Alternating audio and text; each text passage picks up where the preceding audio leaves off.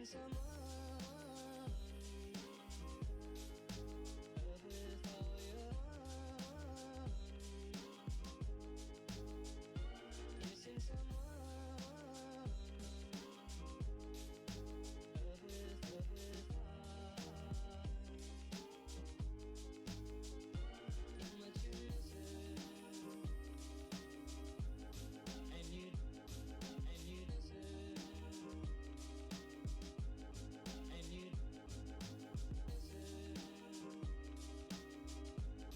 And you miss it, and you miss it, and you did it right from the start.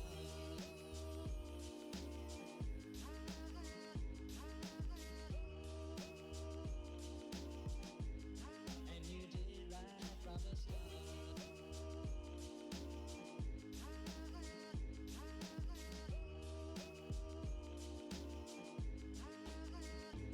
Missing someone is as normal. Missing someone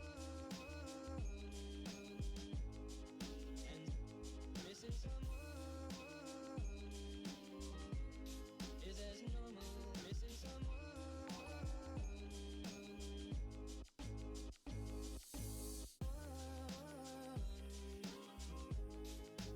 Love with all your heart. Missing someone, love with heart. Missing someone, normal. I am sad and so low.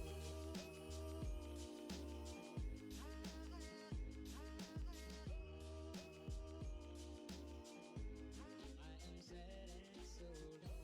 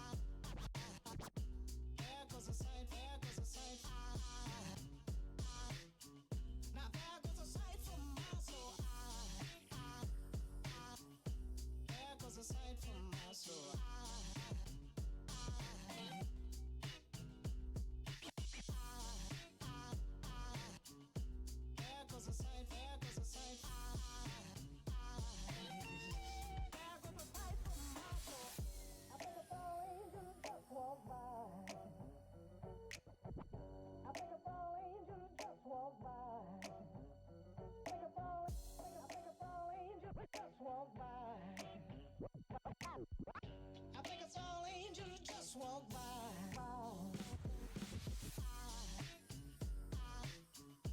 There goes a sight from my soul.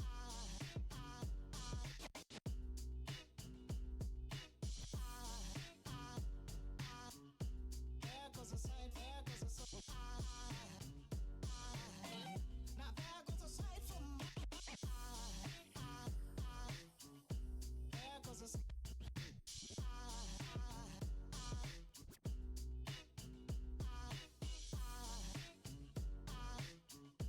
There goes a sight, there goes a sight. Now there goes a sight from my soul.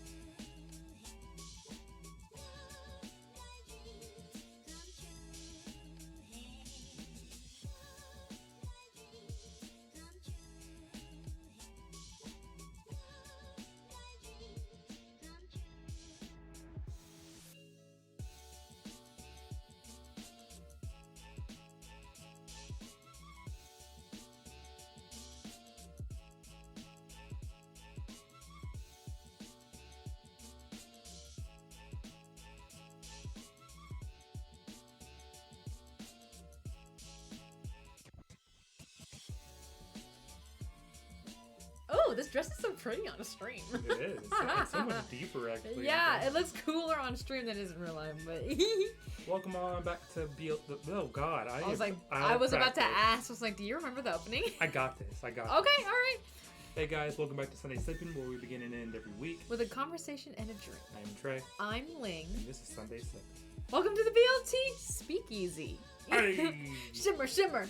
Okay, actually, which I talked with you guys a couple weeks ago, we will have to adjust the opening because instead of every week, it'll be every month. Yes, we have decided that doing a monthly Sunday Sippin would just be better for our schedules.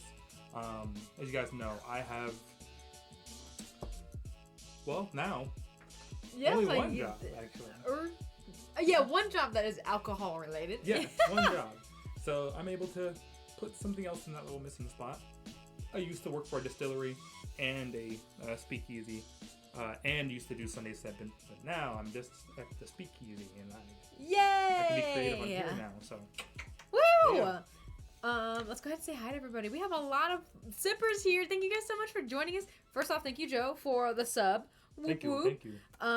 We have Raven Dramatic. We've got Ning Ning. We have Tony and Lunaru. Y'all look at. Thank you so much. And Raven has redeemed a pronoun check. So I'm Ling. My pronouns are she, her. I am Trey. I go by any pronoun. And this is Brew. He goes by Brew. I probably should have put a little bow tie or something on you, right? Want to say hi to the sippers? Want to say hi? How's everybody doing? It is Sunday Sippin', so of course if you guys are sipping on anything, let me know what you're sipping on. Look at him! Oh, he's so hairy. Are you such a hairy guy? Thank you, Wildflower, for another sub. They've subscribed for 44 months. We have been doing this for almost, I think, has it been over 4 years now? I think so, We started this channel almost over 4 years ago, which is wild how much can change in 4 years. So, yeah.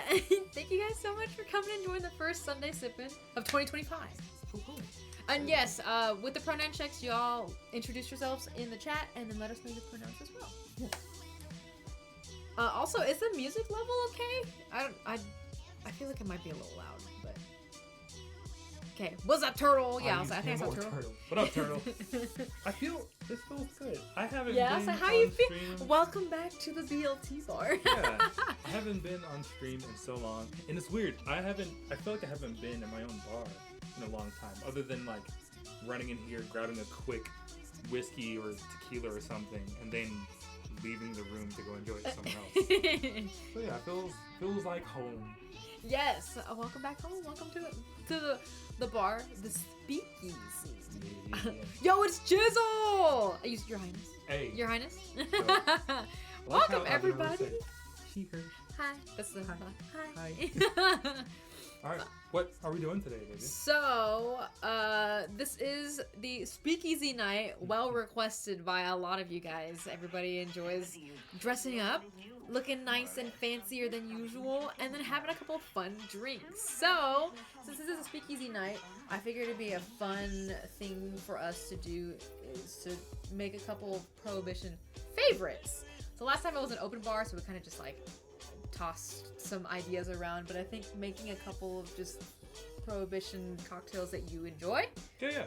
Talk about why, and then if you guys do have Prohibition style like Speakeasy suggestions for drinks for us to make, we can see what we have and we can see if we can make it.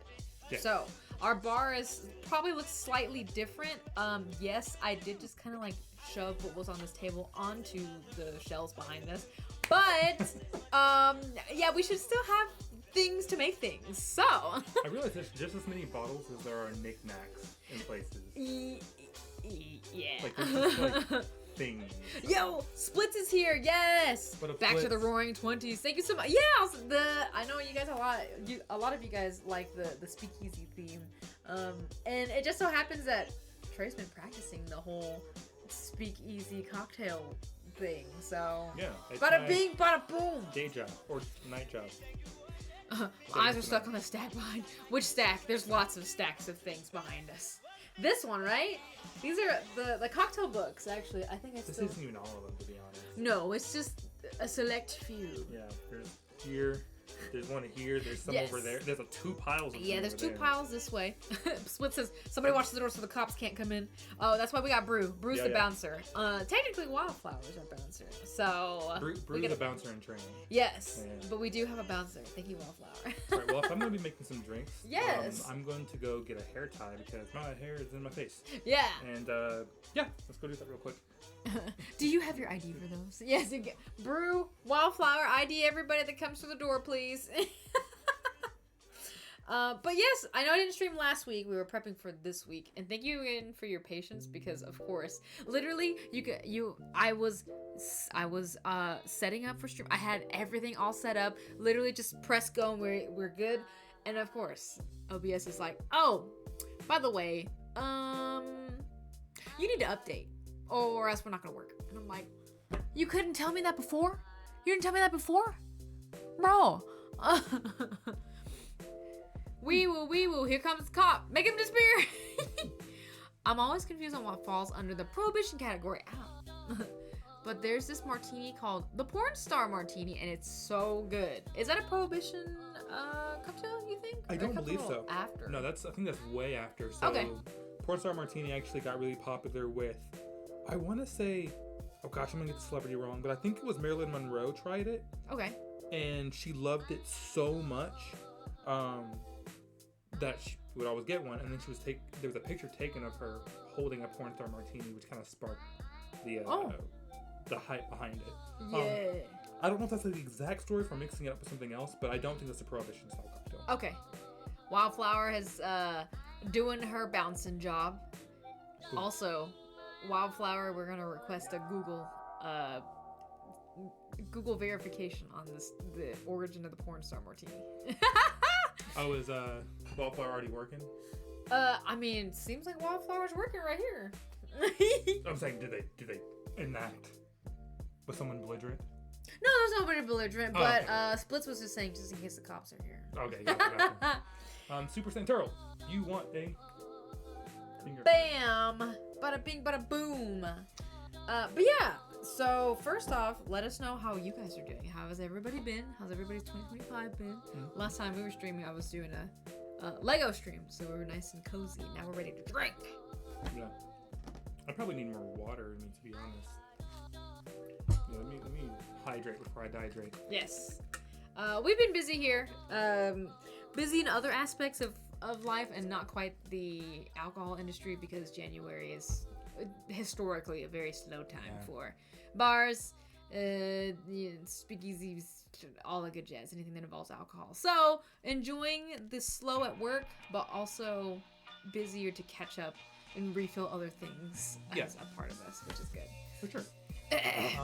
Wallflower said, no, a porn star martini is not a... I don't know why I'm looking at the screen that's further away. No, a porn star martini is not a prohibition cocktail. A porn star martini is made with vanilla vodka, passion fruit puree, pineapple juice, and champagne or prosecco. Some examples of prohibition cocktails include Leo's Clean Sneak. I've never even heard of that. The Underboss. Never heard of that. A Cup of Joe. Never heard of that. And the Cosa Nostra. I've never heard of any of those. What are these prohibition cocktails? I promise we kind of know what we're talking about, but maybe we don't. Thank you, Waffle. That's wild. I thought that was a middle finger for a second. Don't worry, Chisel. It's not the middle finger. Finally back at work. Yay, I'm glad you feel better. I know we were recovering for a minute, so glad to hear, Turtle. And the Splits asked for a colony cocktail. Colony? Y'all are. Any prohibition snacks? Not today. We're going to be focusing, since this is Sippin, Sunday Sippin, we haven't sipped in a little while. So all this is sippy sippies. Empty stomach, baby. Don't do that. No. But yeah. Okay. I think I'm going to start off with a very simple. Okay. Prohibition style cocktail. Okay. One that I think a lot of people have tried. But I think there's a lot of renditions of it now. Yes. I don't know if people are ordering these like regularly today. The bar I work at, they fly out the door all the time. But we're gonna be doing a bee's knees. I was gonna say, I think I have a feeling on this. Yeah, we're gonna start off with like something that I think pretty much, everyone knows about. All right, let's ask. Do you guys ever had a know bee's knees before? what a bee's knees is? Who knows what a bee's knees is? You sound like a Sesame Street person.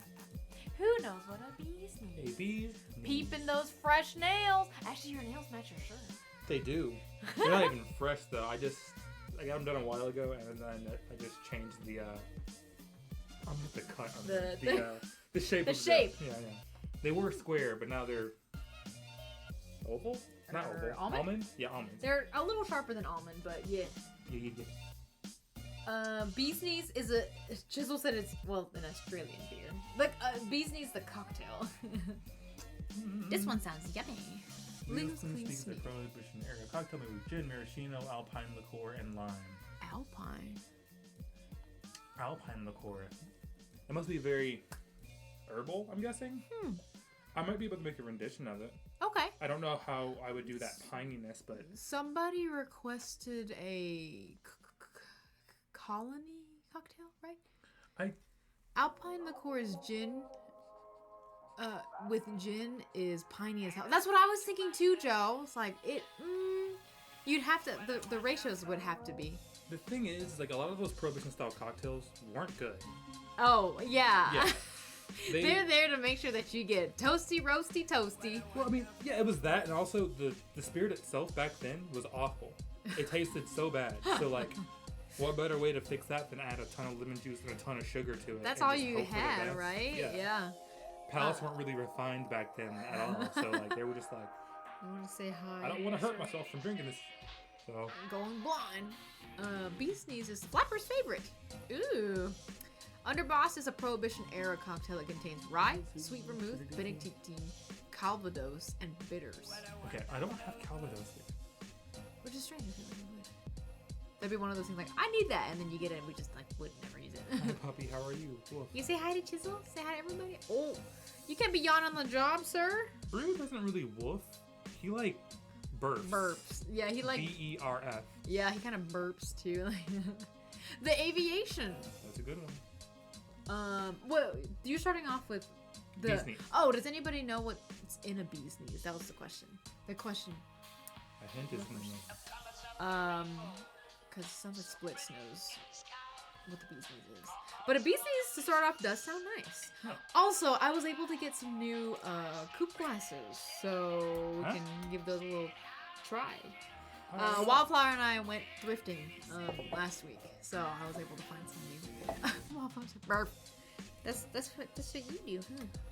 Okay. You can't stay up here the entire time, I though. feel like, so I've recently restarted cocktail classes at the bar I work at, and I feel like I'm just teaching right now, like, blah, blah, blah, blah, blah. This is how you make it, and it, I don't know, it feels really inorganic in this setting. Yes, there is not the educational tag on this, so no, you can just make that.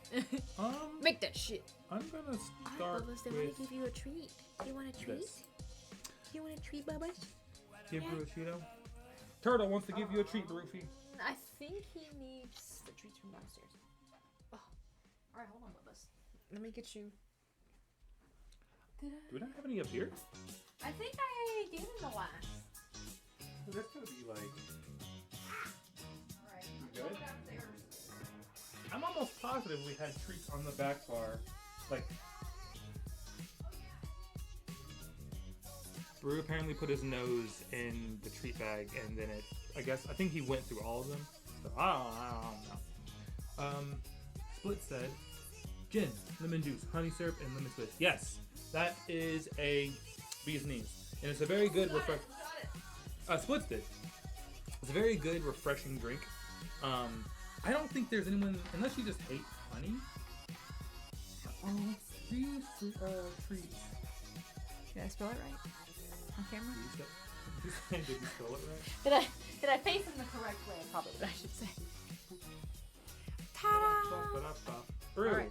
I'm gonna pick him up and have a. Hold on, Bubba. Wait. Brew's like shaking down here because he knows there's. Link's trying to pick up Brew with her scarf over her shoulders, and I Yes. think she's struggling. Yes! Alright, here you go. Okay, this is sanitary. Good thing our bar doesn't actually serve customers. Only the sippers. The Clover Club is one of the most prettiest Clover Clubs. I love a good Clover Club. They're so good. Last Valentine's Day, I actually served Clover Clubs at oh god, okay. Let's feed these to him.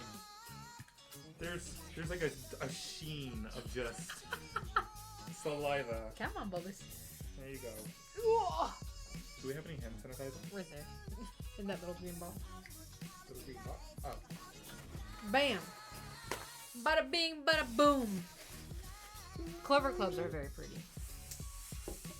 That's a cocktail I don't think many people have had. I think they would really enjoy it. Yes. I think what scares them is the raspberry. Some people don't like Really? raspberries. I feel like the raspberry is what I would attract me to. I know, Tony, I think you're a raspberry girl. So I feel like you would like the Clover Club. Can you hand me a gin? Yes. Do we have gin? Do we have gin? Pretty sure we do. I got this one. I got aviation. We had to have gin. I mean, there's an aged gin right there. There's This gin one? right there. I'm just gonna grab this. Oh, one. that one. Okay. Yeah. I don't know where things are anymore.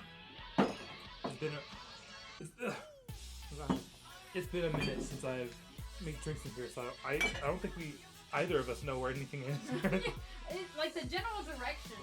There's Navy strength gin, Old Tom gin, Old Tom gin. Silver is a- cachaça, That's not good. blended rum. Okay, anyway. Okay, so I'm gonna be adding 2 ounces of my gin, which is called Pinhook. Pinhook. It has a horse on it. Yeah. Be careful of it. Don't For be alarmed. those of you who don't know, I have a phobia of horses, and Yeah. it's pretty strong. Like I The do visceral not reaction to fuck with horses. horses. Yeah, What's the cool cork? it is a cool cork. It's a glass cork. Which is kind of cool. I do not like horses at all. They're You like video game horses? yeah, because they can't hurt me. So as a child, let me rephrase this. Oh no! As a child, I remember going to my great grandmother's house, and they had a horse on the side of the house. Mhm. And like he was like, you don't park a horse. What do? He was like, Tie it up? yeah, but isn't there a hitched, right? Oh. Yeah, the horse is hitched to the side of the house. And I was like, oh my gosh, I've never seen a horse this close before. So I walked up, and I guess I spooked it because he just fucking like kicked and put a dent in the brick wall. Like I saw like shrapnel fly off of it, and I saw it, and I remember freaking out. So like a gunshot went off. And it just changed like my whole view. that was the origins. That's where it started. I just couldn't, like, I saw it and I was like, that could have been me. Yeah. And I'm not as hard as a brick wall. Yeah, that you would have. Gin Ricky's a good one. Gin Ricky was actually going to be one of them. There you go. Splits. You might be getting a Gin Ricky. Lots of gin cocktails, huh?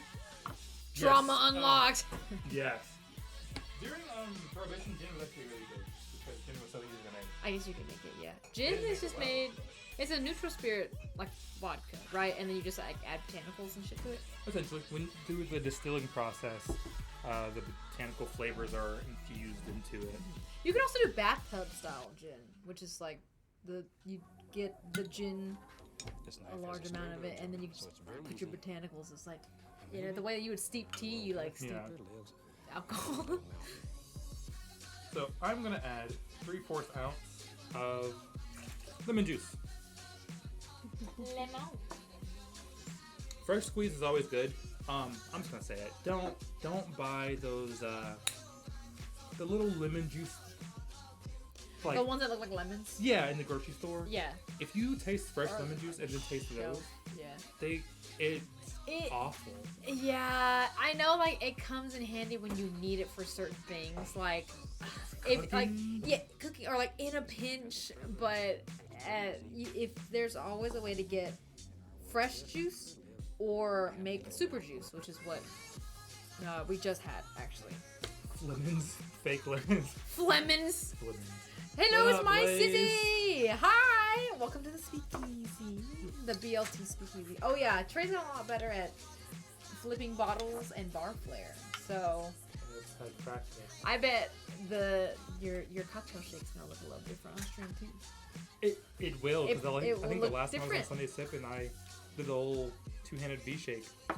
Yeah, I still do that. And you do it well. Good Thank job. you. A little razzle dazzle. Should we leave the ingredients out? Yeah, I've been leaving the ingredients out. Okay. So we take a picture of it. All right, so we're making a bee's knees. So we've got gin, honey syrup, and lemon Juice. Yes. Struggled there first. I hope there's lemon, not flemons, but lemons. Lemons. You don't want flimes. You want limes. Yes. And for those of you who don't know what flemons or flimes are, They're fake. I don't know what they are either. Fake lemons and fake limes. Can you hand me some ice? Can I please have your attention? I've just Ice. and a horrifying news story. Yeah. Then you wanna shake your cocktail. You don't want to stir this cocktail because it has citrus in it. And when you have citrus in a cocktail, if you stir it, it's gonna taste really sour and citrusy, which sounds pleasant for something that you put citrus in. It's not. You want to shake it. Are there any instances in which you would? Yeah, It's one of those like, usually you don't, or usually you shake. I mean, there's always an exception to the rule. Like, Right. one cocktail that I make a milk punch at the bar I work at, and I use lemon juice in it, but we filter it through milk.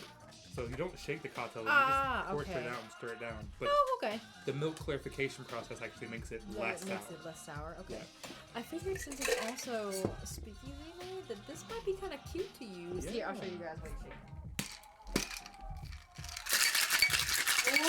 Oh, so I used to shake like this. That Lots looks full. kind of weird for you to do. Yeah. actually. Look at that. Wow, guys. Ooh. Look at you go. So fancy. Here's actually, Trey got this as a gift this year for winter holidays. This is a vintage shaker, right?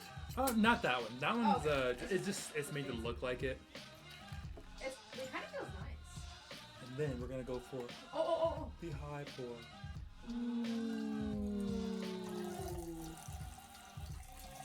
You've gotten better, guys. Dude, isn't it cool as fuck? So profesh. And then Right, isn't it so pretty? We were just talking vintage things earlier too, and this is really pretty. How about Al Capone's favorite cocktail? The South Side. The South Side is a delicious. Oh, we don't have any mint, but There we go. All right. oh, that is a very full. Yes. The best thing about that, you can just you can fix that by drinking it. Yeah, I like that. I like that. Yeah. All right. I don't have any. What do you call it? Lemon peel. So I'm gonna go with a little bit of dehydrated. Lemon might be on Limon. the side closest to you. Side. In the jar. Oh, in the jar. Side closest to you. I see you. Yeah. Bing bong. And then you just right on top. I think that was an orange, but y'all didn't see that. I don't see any. Oh. We'll just use that because Okay. these oranges are, or these lemons are. They're Thick? a little thick. What They're happened? kind of thick. Just stopping by to say hello. Have a good stream. Thank you so much for stopping by. Come on. We love you. Oh, bees knees. Yeah. Okay, and then we're done. What's the password? They said. Sissy said, I don't know the password. Bye. If I can get you to move Jin over there, I'm gonna take a picture. The gin over here. Yeah. Maybe the honey syrup. Like you want to hear, you want to hear. Right there. Right here. Bing bong boom bong bing bong bang. Bang. Yeah. We did it. Our in there. first prohibition drink of the night. Again, bee's knees, gin, honey syrup. Which honey syrup is just honey Yeah, how do you with a make little bit of water in there. I usually do about 2/3 honey and then 1/3 water. If you use regular honey without water in it, then it will seize up in the cocktail shaker and it won't dissolve. It'll just be. You get a hard little lump of honey, which won't be fun or drinkable. But yeah, bee's knees. I'm gonna go ahead and sip this so I actually can move this. Ooh. Good bar back. Would you like to take? Ooh, it's really good with pinhook in it. I would love. Password. Bark. I said bark. Now, yeah. Sissy said bark. Here you go. Thank you for stopping by, Sissy. We love you. We hope you have a good night. Super simple. How's it taste? It's good. It's gonna be a little botanical, just a little bit though. But it balances out really nicely with the honey syrup and the brightness of the lemon juice. I haven't had quite frankly, I haven't had a gin that hasn't been aviation in a hot minute. So, Really? yeah, like cocktails made with anything other than aviation gin. Yeah. So this is really tasty.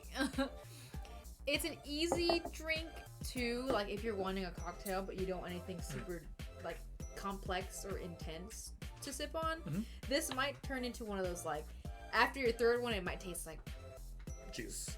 Yeah, I would say so.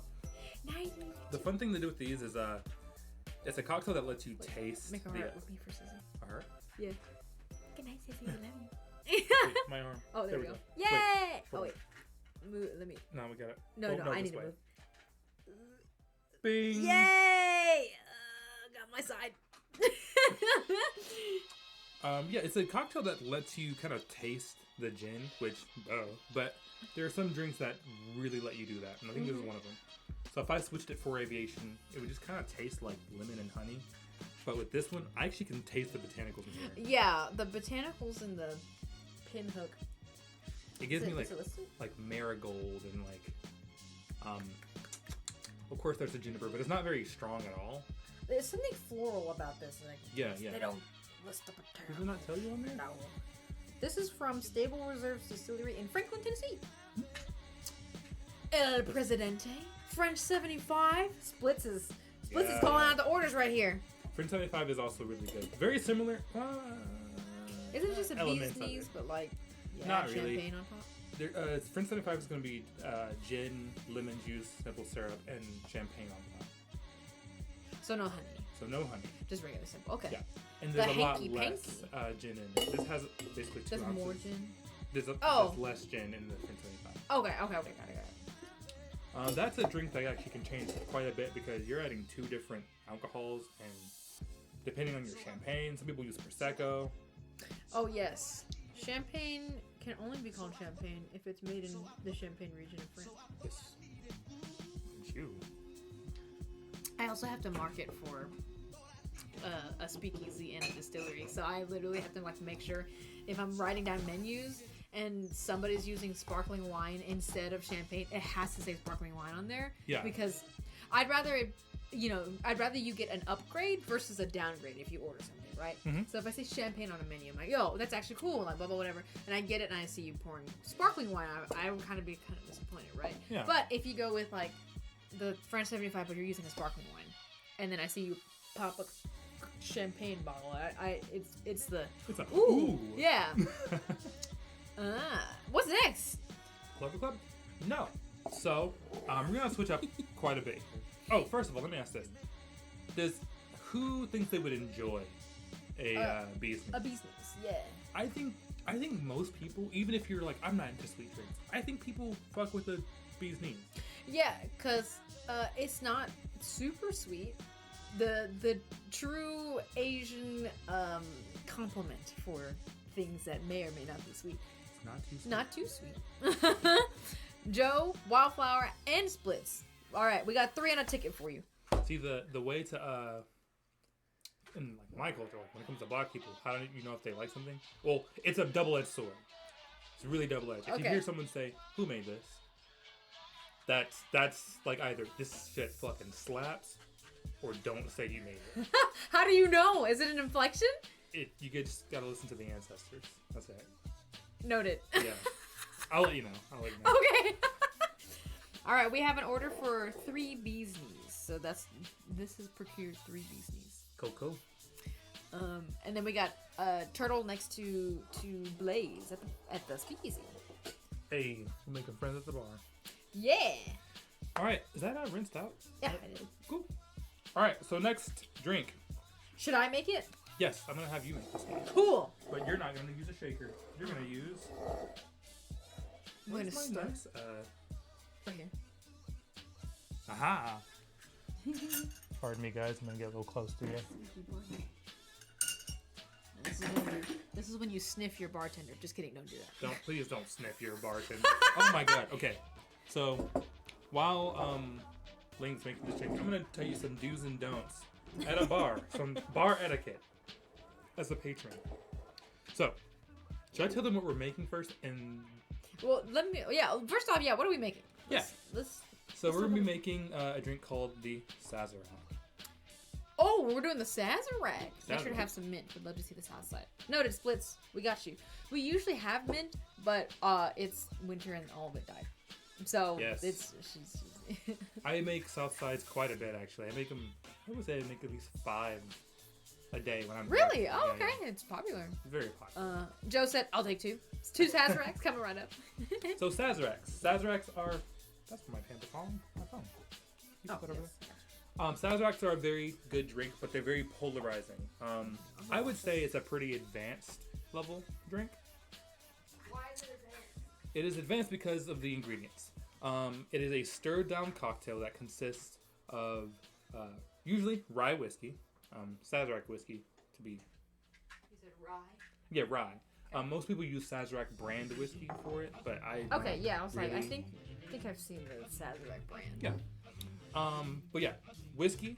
It's gonna have simple syrup, so a little bit of sugar water, and a bitters called Peychaud's bitters. Peychaud's bitters is kind of a very anisey and a fennel-like bitters. It's blood red in color, or like almost like candy red actually. Again, tastes like fennel or anise. For those of you who don't know what those taste like, think like diet black jelly bean, which sounds horrible, but it's actually really good. That is Peychaud's, yes. You said rye? There's this one. It's unopened. Let's open it. Yeah, it's called rye. Look at How that. fitting. New Orleans favorite. The Sazerac. Yes. Rye. Who said that? Splits? Splits. Yep. Can you put on the Charleston song? I It's the don't- Charleston song. The first it's one. the Charleston. No, or it's this one. oh. We can do the Charleston for you. Wait, I think I'm going the wrong way. But there we go. No, break it down, bitch. I don't think that's how that song goes. Okay. Peychaud's, rye. Yep. We don't have simple. We didn't make it. Are you serious? We don't have simple? Okay, you can still do this though. Okay. We're doing prohibition style, so Yeah. they didn't use simple syrup back then. We literally got every syrup ready. I knew. Literally, I was telling Joe too. I was like, I have everything ready, but I feel like something's missing. It really happens every time. It doesn't take long to make. No. Anyway, I have sugar cubes. Does that work? Yeah, that's perfect. What? Okay. Rye, Peychaud's, sugar. Yep. Is that it? No, you have one more little ingredient, but it's gonna be for the. Ooh, we have it. I just don't know if I have it in the thing that I want to put it in. Absinthe. Oh. Is it in a little?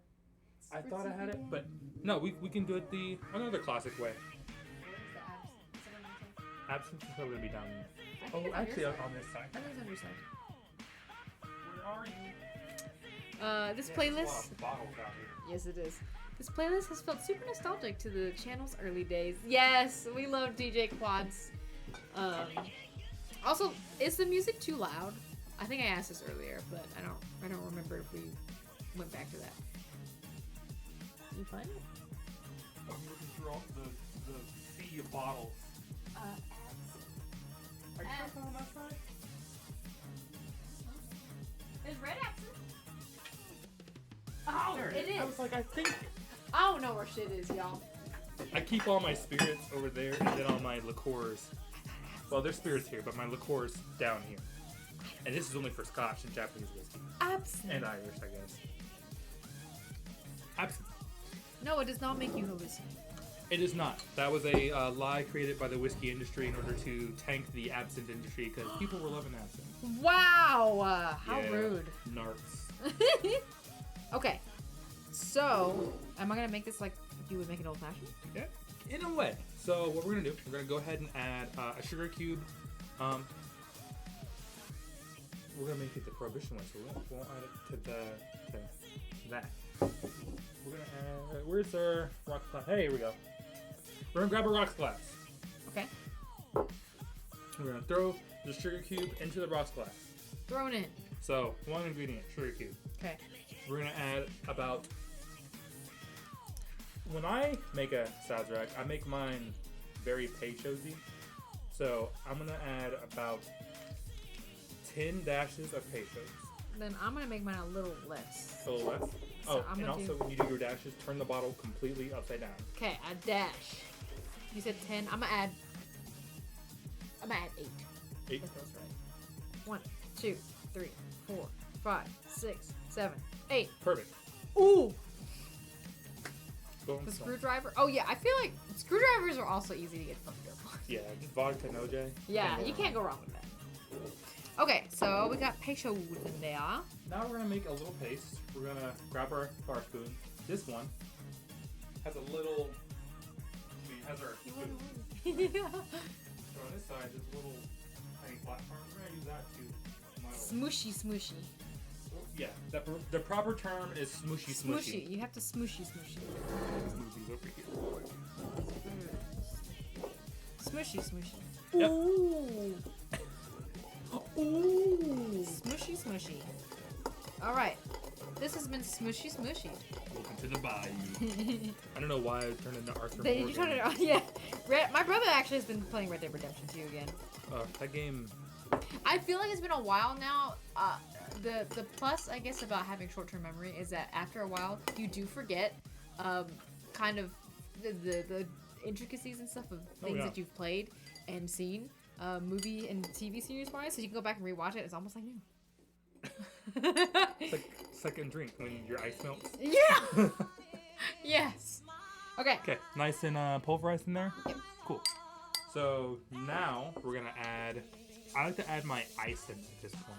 Okay. Does it need a big ice or does it need a little ice? So normally I serve my Sazeracs without ice.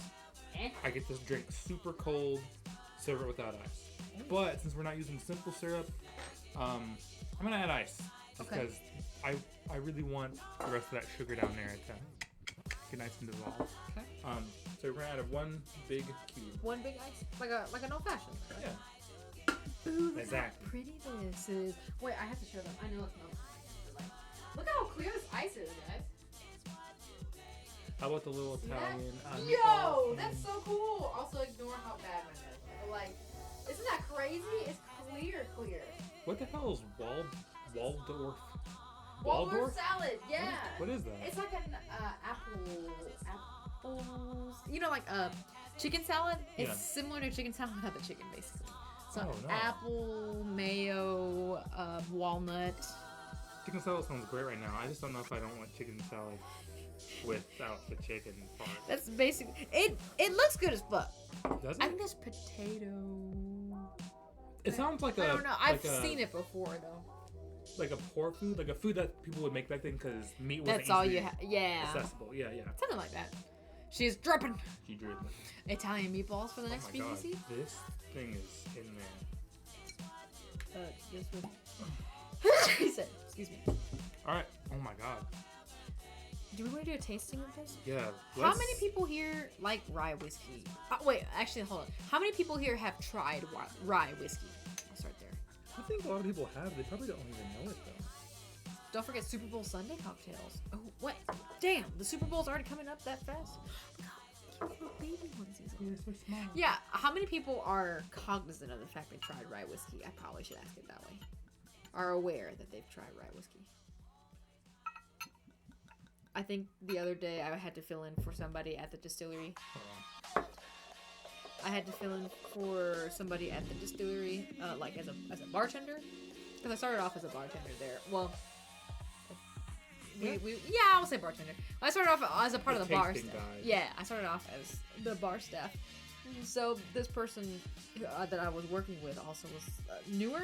They knew me only as like a social media manager. So when they were watching me like old school, back in my day, this is how we do tastings. They were like, "Wow, like that's really cool how you do that." Just jump right back into Yeah, it. it's so muscle memory.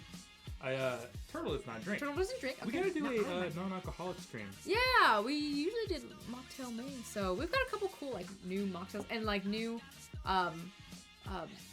what's it called? Non-alc spirits actually. Yeah. Okay, so this is kind of sweet on the nose, Yeah, it's like cherry. like maraschino. Twizzlers. Ooh, Twizzlers a good one. Dude, I freaking love Twizzlers. Man, it tastes just how it smells too. Twizzler. Oh, yeah, it's not as if a Twizzler was sugar free. Mm-hmm. It's kind of how it feels. I feel like rye whiskeys, especially in the past couple of years, have become more refined. Yep. And because before, a lot of people were like, I don't like rye. It's because it burned. There was a lot of burn to it, and it was hard to drink because you couldn't get past that. Like Rye is a grain that's kind of spicy. Yeah, so like spicy. rye bread has like a little. It's not heat. It's just a little spicy nature to it. Mhm. So when you put it in whiskey with, ethanol on it, then makes it makes it spicy. even more spicy. So Oh. yeah, there's a little. What's the word?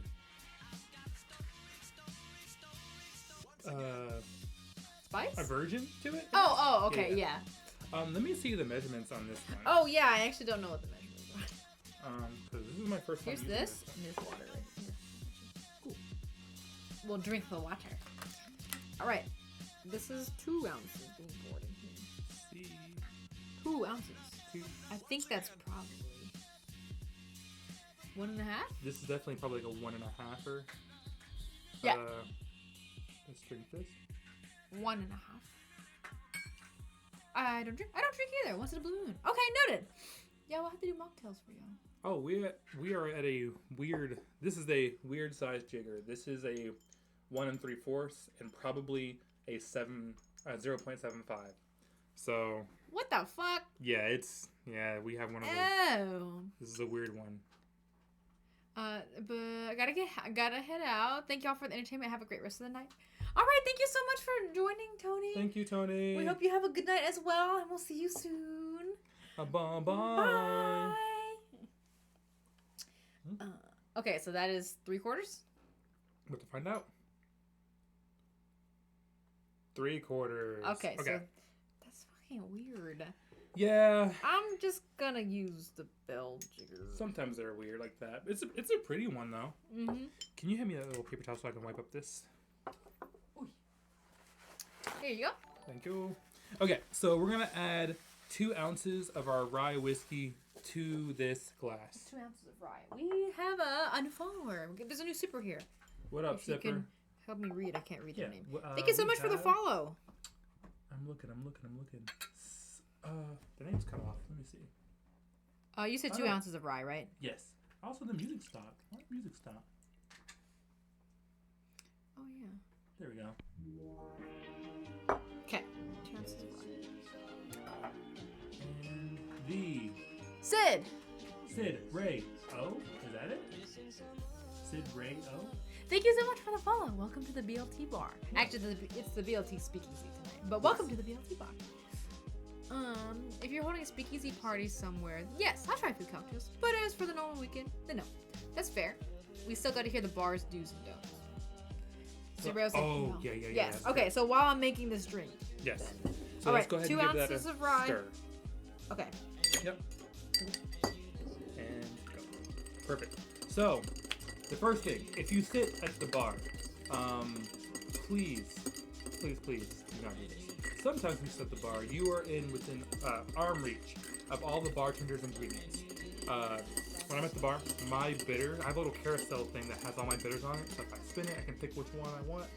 And some people have wandering hands and they reach over and they grab my bitters and they read it, which I love the curiosity. I love it. Yep. But it's like going into the Into the kitchen at a restaurant. and just taking the chef's knife and just like looking at it, seeing what brand it is. Like you would never do that, right? It's the same thing. Mm-hmm. And it's always weird because I feel like people are like, "Oh, we can't touch these," and I'm like, "No, why would that be a thing?" You know? And it's even worse. Oh my god, some people grab it and then they open them and start smelling them. And then the cardinal sin, what will make me stop and be like, no, you gotta stop that, is they'll start tasting it. I've had one person crack it open and just ew, booger bitters. yeah. Yeah, just Yeah, do not touch a bartender's bitters. you can't touch another man's bitters. What the fuck? Yeah, Luna, you're correct. Everybody, you're correct. Don't. It's also kind of a rule of thumb of just don't touch things that aren't yours. It's not yours. Why are you touching So it? don't do that, especially for do's and don'ts for etiquettes. Okay, I have this stirred, 40 rotations. Mhm. Now what? Now, we're gonna give it just a little bit of absinthe. Where'd the Okay. absinthe go? Oh, Right right in front of me. They're gonna get bitter when they get the I mood. would. So normally, what I normally do at the bar is I have a little atomizer, little spritzy thing, and I'll add my absinthe to that, and I'll just spritz it over the cocktail. A good amount of spritzes too. Mhm. For this one, we're gonna put it inside. So I would just do like Like a half a bar spoon? a fourth of a bar spoon, essentially. Okay. It's gonna be Splits a of minute boogers. amount. Boom, perfect, right there. Oh yeah, just basically just a few drops. And Yep. then put it right in? And that's it. Give it a quick stir. Ooh. Okay. And there you have it. You know that reference. Yeah. Oh wow. Whoo! That's a that's a oldie. Do you want to serve this up, or is it just served like this? That's it. Oh! You are done. What do you call them? Sazeracs are also kind of small drinks. Yeah, but I mean everything that went into it is a spirit, so Yes, it is a very except for strong the sugar, drink. basically. So we got some rye. We're gonna go with a little bit of peychaud right there. Le absinthe? In le absinthe. Alright, cool. So for this cocktail, you're gonna be tasting things. It's gonna be slightly sweet from the whiskey, from the sugar cube we put in there. It's gonna be slightly, or probably very herbal, just due to the peychaud's bitters and the absinthe in there. Absinthe kind of has like a bitter, wormwoody kind of taste to it. Licoricey. Licoricey, yeah. So if you don't like licorice or herbal, this is not the drink for you. This bottle has a deep navel. A deep navel. Look at this. Like, this is my finger. That's a lot. Yeah. Ooh. Yeah. She a strong drink. She's strong. Joe said, I'll have 2 of these. That's a... Yeah. You made that well. Huh? You made that well. Thank you. I think it's a little watered down. The ice is was staying in there supposed for a to- little bit. Okay. I probably could have done less stirring. But We that were is... sitting and talking for a while, too. Yeah, so. that definitely is a more advanced drink. Yes. What do you think about it, though? I think if you're somebody who wants to taste your alcohol, Mhm. and if you want a sipper that's like it's gonna, this is you can't knock these back, you know, and just like Yeah. get through them. I mean, you can, but it's not gonna be a pleasant time. This is you're wanting to sit and savor your drink. That's a good recommendation. Yeah. Luna Roo said, I love licorice fennel. Fennel is such a helpful tea ingredient for women's health. I but just can't. fennel is one of those. I think I there's get it. fennel that is in macaroni salad, and I think in combination with the mayo and everything in macaroni salad, It's the horrid. fennel you don't like. I like fennel outside of macaroni salad. The moment it touches mayonnaise, it just... There's something about it. You're like, Oh, it's... Oh. all right. I'm gonna give it another sip. Let me see. You also had a bee's knees like literally 2 seconds ago, so... I like tasting a Sazerac or like something that is kind of more herbaceous on the back of my tongue. This is If the front. If it hits the middle or the front, I think it's not as enjoyable. So, there's a reason for that when it comes to this. This is the way Sazeracs are made in Prohibition times. Right? Now what I would do, I would put it in a big mixing glass. I would put a ton of ice in there. Do my normal whiskey. I would do my normal pesos. But then do simple syrup. And I try to make it like a thick simple syrup, like a 2-to-1, meaning there's double the amount of sugar to water in there. Water, okay. It thickens up the cocktail, so the mouth feels really... the mouth feels very silky, and it kind of coats your tongue. It's really, really smooth. And then I do a spritz of absinthe over the top, so you get a lot of that fennel smell without getting a ton of the taste. Yeah, I Yeah. can see how it. You can smell the absinthe Yes. too whenever like you're spritzing it. It's really funny when I spritz it.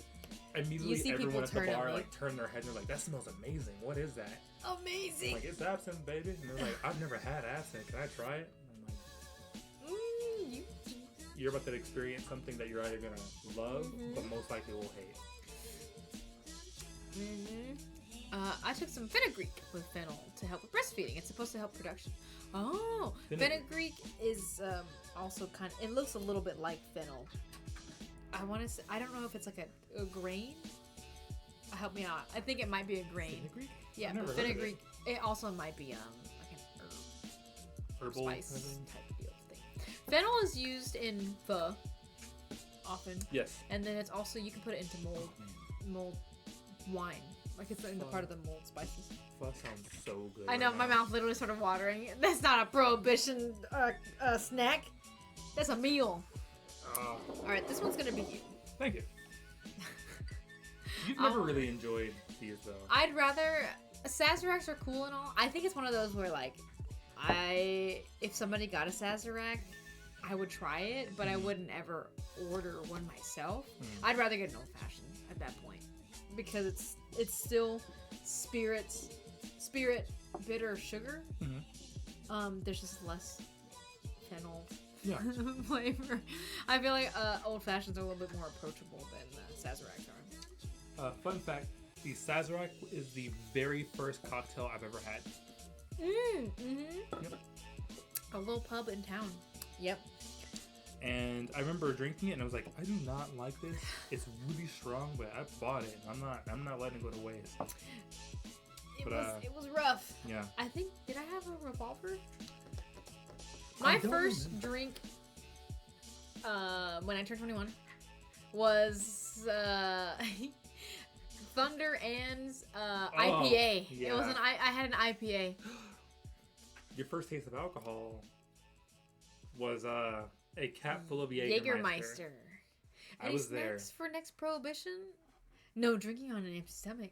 Yeah, I had some snacks before. But yeah, we'll have to plan some snacks next time because we wanted to do sips this time. But meatballs are always a good. Well, I'm trying to think of the snacks that we have at work because it's also like prohibition themed. But like, I think meatballs had been brought up at one point. Deviled eggs, they're really popular nowadays. I mean, they've always been like a, you know, like it's Thanksgiving or Christmas or whatever, and like people like deviled eggs. But I feel like people are doing deviled eggs on a whole different level now. Like it's one of those like almost expected at a craft cocktail bar type deal. Like, oh yeah, deviled eggs. And I also think they're really easy to do. It's like basically just pure protein. You don't have to make a lot of them to get someone full because it's just pure protein. It's just protein, yeah. You can change up the flavor. Eggs by themselves don't really have much going on, so you could like make them whatever you want. Make them whatever you want, yeah. I'll let them have some meatballs. Hash brown flights. What? I would love hash brown flights. Could you imagine like a McDonald's style hash brown? Like with the a Waffle House style hash brown, and then like little like bow rounds. Bow round. That sounds incredible. There was a moment of silence right there for you. We love. Okay, if you guys are going to be drinking, and it doesn't have to be alcoholic. Mm-hmm. If we're drinking something, what is a paired snack that you like to drink with? Yeah. I think potatoes are always a good option, just especially depending on like the type of night that we're gonna have. Mm-hmm. Waffle House inebriated is always way better than Waffle House not inebriated. Or I'll even take this: Waffle House after a very shitty long day, or Waffle House after being inebriated for a while hits the best. Yeah. Not shitting on Waffle House when you're sober, because it's also great. But like, it hits different when you're yeah. And it's weird because Waffle House doesn't have a taste. You know how when you eat a McDonald's burger, like you're like, that's McDonald's. It has like this homogenous like taste that's just McDonald's. Yeah. I just watched actually. Ramkip was with us last weekend, and we watched a short documentary about McDonald's fries. So like, yeah. Yeah, I feel like when it comes to Waffle House, you don't take. I saw White Castle. Yes. Chicken wings! Wildflower's my girl, dude. Chicken wings! We went to go see Markiplier years ago. He came to Nashville, so we went to go visit Nashville. And then afterwards, all three of us went to Waffle House. And I'm pretty sure they weren't... White Castle? Oh, sorry. Yeah, White Castle. They weren't getting robbed, but there was somebody that was definitely very, very forward and very, very unhappy at the window trying to order. And like... The cashier didn't give a fuck. No, I was like, oh my god. But both Trey and Wildflower were like, is it our turn yet? I was like, are you good? It's the home away from home. Chicken wings! It's hash brown patties with different toppings. So like deviled eggs, but hash browns with different I fuck with it. Yeah, I fucked with that too. Or accordion potatoes. What is that? Hasselback? Like Hasselback, right? Nails like grip. You say? No, the ones where you like the tornado ones? No, like you basically get like a square, a potato like this, like a hunk potato, and then you accordion slice it, so you like diagonal. It's like a mega waffle fry, right? Yeah. Oh. Yeah. Chocolate or Starburst is what Turtle said if he's gonna be drinking. Really? But if I want a hot snack, it's gotta be sausage, bacon, and cheese cubes. Ooh. Okay, I fuck with that though.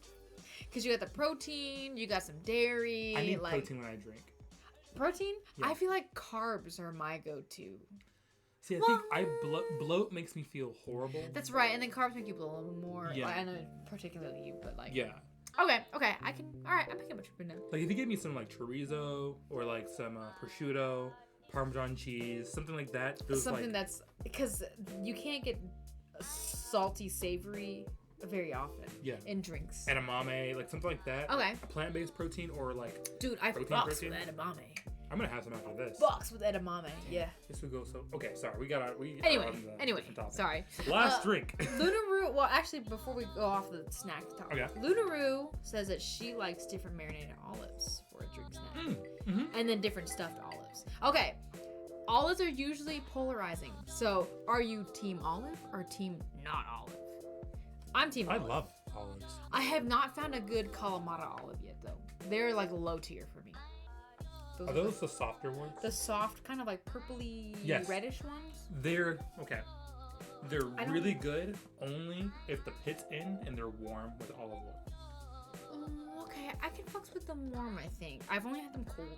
Me and Fisty went to Australia a couple years back, and we went to this really cool rooftop speakeasy. It was awesome. Like literally the whole building, I think it was abandoned, but at the very top was a speakeasy in the middle of That's a good place to have a speakeasy. yeah. It was really weird. When you walk in, you're like, there's people can exist here safely. And then there's a functioning elevator that looks like shit, but when you get up there, speakeasy. It's dope. That's cool. But they had warm olives, which threw me for a loop because I've only had olives that were cold. And then the pits inside of them. And they give you a little toothpick, you pierce the outside, throw it back. And taking that first Warm bite, Kalamata. it was so good. It was very... You know how cold olives are kind of like zingy and bright? Yeah. These were very smooth and very like mellow. They kind of coated your tongue with an olive oil, and then you took a sip of like a really nice, like a bee's knees would go perfect. Sweet. Yeah, okay. Sweet and tangy to kind of like clean that off, and then you go back to that oily olive. It was beautiful.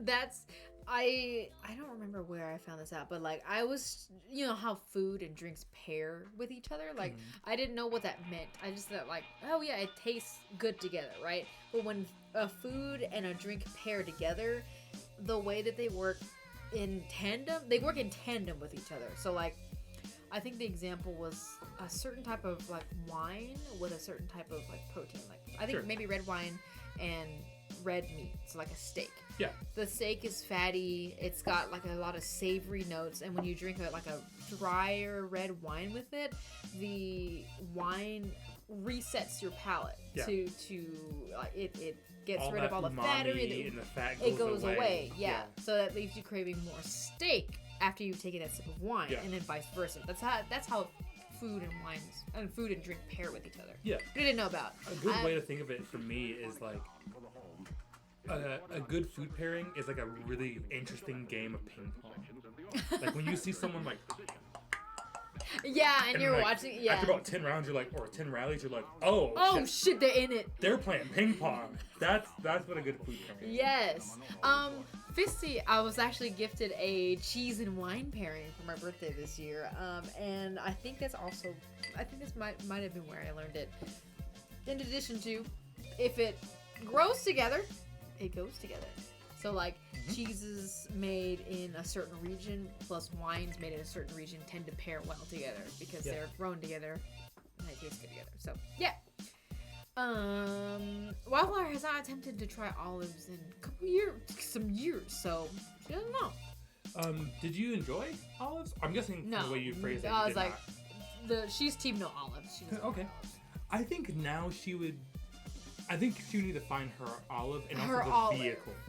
Okay, yeah, Whether I don't it know be- if you could just like throw an olive back in. Yeah. I don't know if you'd like that, but It could be a Like a- cold like olive, but or like a tangy, tapenade, A or tapenade, something, you know? Yeah. with some like not prosciutto, like a crostini or something. Yeah, something with the. Creme fraiche, tapenade. Mhm. Yeah. Already made the top bar food during the Roaring 20s. Deviled eggs. Yeah, apparently deviled eggs started in the 20s and then they just continued going. Like they're so popular nowadays. I think there was like a spread that somebody made with a whole bunch of different types of deviled eggs. And I've sent it to multiple people because I'm like, wow, this is so fucking cool. I know the exact one you're talking about. It's on Pinterest. Yep. Olives, nuts, and pretzels were popular bar foods. Pretzels I do tend to see at dive bars. Mm-hmm. Like it's. But that's more because it doesn't reset your palate. It just makes you thirsty because they're bready and salty. Yeah, that does make you itch. So you eat one pretzel and you're like, I need to wash it down with my beer. oh goddamn. I need some moisture. What shape of pretzel is top tier pretzel? Shape or kind?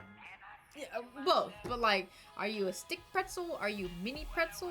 Are you? If I'm at a diet bar, I better be getting some mini pretzels.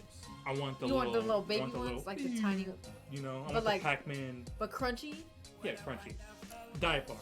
Okay. If I'm at a little fancier place, maybe like a that dimly lit speakeasy that has like the 4 food items and they have pretzels on there. I want soft pretzel bites. Oh, pretzel Soft. bites. Yes. They need to be soft though. They need to be baking their own pretzel. You know, thick coarse salt on there. I want fucking Oh morsels. my gosh, on I there. love the there's only like 3 chunks of salt in there, but that's all you need. That's all you need. And then like the side is not just mustard. It's like mustard with It's horseradish in there. stout mustard. Yeah. Dude, I That love- mustard has a mustache. That's like grease with like gun oil or some shit. Yes, I need that. dude. I also think it's nice. I feel like beer and pretzels also go together too. For sure. Mm-hmm. Yeah. Team circle pretzels. Circle pretzels, grid pretzels, or stick pretzels. Grid pretzels are a sham. I don't know how I feel about grid And pretzels. they only come in packs that you don't want to eat. Like you're in an airplane and then Chex you're like, Mix. ooh, I want that Chex Mix. And they're like, oh, great, 97% All pretzels. pretzels. Yeah. Here's my one ride chip. That's great. Trey had a roommate in college where this ended up working out, but in Chex Mixes, huh? Was it? I thought it was Diego.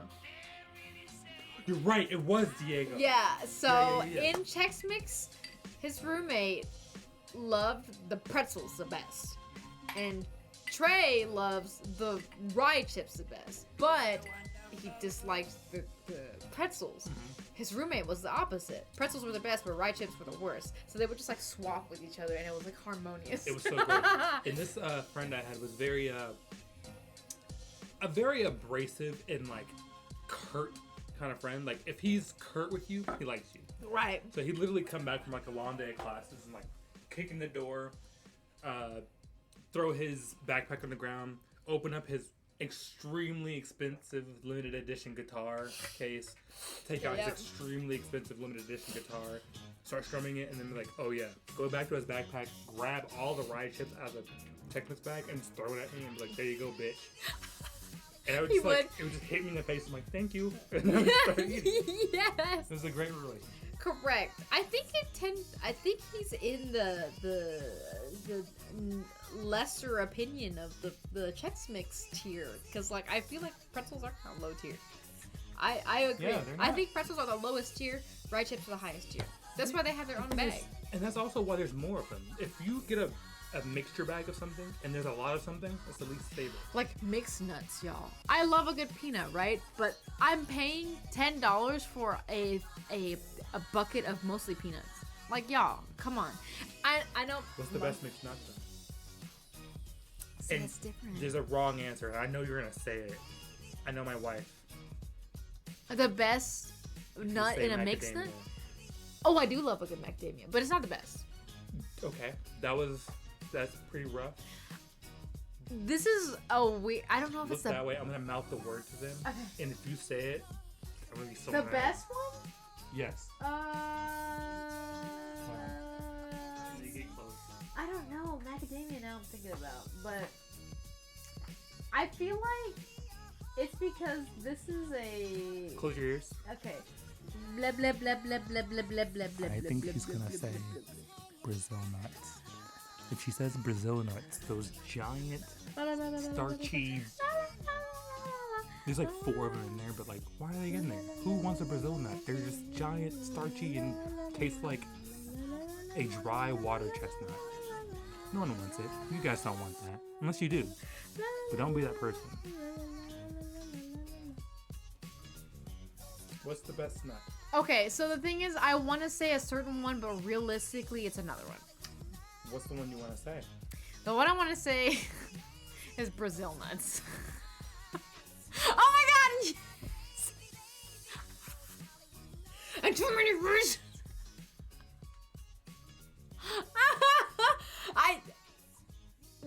There's something about a Brazil nut, right? Also, hi Ramkip, welcome on in. Raisins need to get the fuck out of my mix. Okay, I don't want raisins in a mixed nut mix. I want raisins in a granola like trail mix. I'm alright with. I can fuck with that. But in mixed nuts specifically, I want to, because I think it's because I don't get to eat them often. But it's like macadamia nuts, but more. Like it's got that like, it feels like it's got that forbidden food texture to it, and kind of like. Cause it's not. It's so, I don't know. Does anybody else like Brazil nuts? Is it just me? It's probably just me. But that's okay. You can give me your Brazil nuts and I'll eat them. However, I'll give you the realistic one. I think walnuts are actually really tasty in mixed nuts. Walnuts or pecans, but They usually make my walnuts. mouth go dry. Yes, Which is kind of why I like it. For snacking, the best nut is pistachio. Oh, wait. Ooh. Pistachios do fuck. top. Who said that? That's top Lunaroo. The most versatile nut is my girl almond. Almond is the most versatile nut. Oh yeah. Peanut Peanut are all goes going everywhere. on. Yes, but almond you can never go wrong. You know, peanut kind of feels like the cousin that you have to take to your friend's house.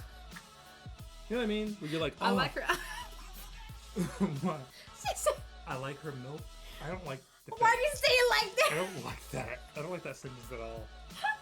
I do too, though. That's a horrible sentence. But yes, peanuts, like, they're cool as long as you can like give them like an iPad or a phone and you can let them play with like on their games, right? Or like give them the Player 2 controller and then it's not plugged in. Peanut is always complaining about the fact that Really? they're in every bag of nuts you don't want them. You get it and you're like, damn, this peanuts Until in you here. do, yeah, you have to like go and seek them out, but they're always like They're right there. There is an Aldi like assorted nuts mix that says like less than 20% peanut, and like it says it on there on the label. Like The less fact that than- it says that as an advertisement is crazy. Like, look, it has. Peanut is a pick me. She's base. She is a pick me, dude. She is. Y'all doing my girl peanut lips. Peanuts, not. And then I think Brazil nuts are just like I fucking love Brazil nuts. they're not good. What do you mean they're not good? They're starchy. You bite into it and it's like it's weirdly crunchy but soft in the same breath. It's like I like that. it's like chewing styrofoam where it sounds crunchy. Yeah, But when you bite down, you didn't need to bite down hard. You know what I mean? bro. It's like styrofoam. I don't like it. There's no flavor. I said it tastes like water chestnuts but dehydrated. Oh, yeah, kind of. Because I like Yeah. water chestnuts, but Walnuts, they're kind of sweet and nutty. Almonds, they're kind of sweet. But you can pecans put have that have an actual like nutty savory. Yeah. Macadamia are a lot crunchier. Very similar to Brazil nuts, but they're a lot crunchier and like they feel good to chew. Brazil nuts have nothing going for them. Not the taste. They get the size. It's a big nut.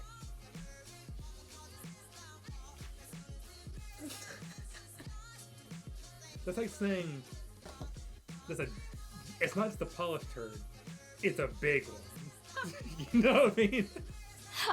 Give me all y'all Brazil nuts. I'll take She'll them. take it. Anyway, Lunaroo says that you have to bring peanuts because your mom said you had to be nice. that's yeah. But Wildflower likes peanut butter. Her butter. Peanut butter is just peanuts, but like they're now like 16 and like they're kind of cool now. They don't ask for your phone and ask for games all They the already time. have their phone. You know what I mean? Size isn't all that matters. Okay, Wildflower. Alright, fine, I guess. I recently got some unsalted cashews. Ooh, cashews are good. And Cashews I are very realized good. the salt is 7%. Yeah, cashews are like. I feel like cashews with salt is like cursive writing. And then like cashews without it, it's just wingdings. Is Where you're like, damn. why is Or this like a Comic thing? Sans. Right, you're like, ah, Yeah. I can read that. Why'd I you don't pick want that? to, but Why'd you pick that font?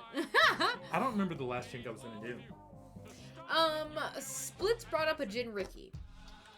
But I feel like we already had a gin I had a good drink. amount of gin. Let's do. I think we each should get one more drink, personally. one more. So we each get 2 drinks.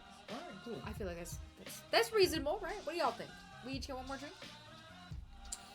Well, I guess you know prohibition drinks. No. Oh, never mind. Is it rum and coke prohibition? Our- I don't have coke. That is not a prohibition drink. Well, technically, I don't think it. No, I don't think it We was. can't make a porn star martini. Also, it's not a prohibition drink. I'm trying to think of what's in the. Pink lady? Is that a thing? Yeah, let's do a pink lady. Okay. Let's do it. I thought about that one earlier. Wait, do we have simple though? We don't use simple. It doesn't have simple in it.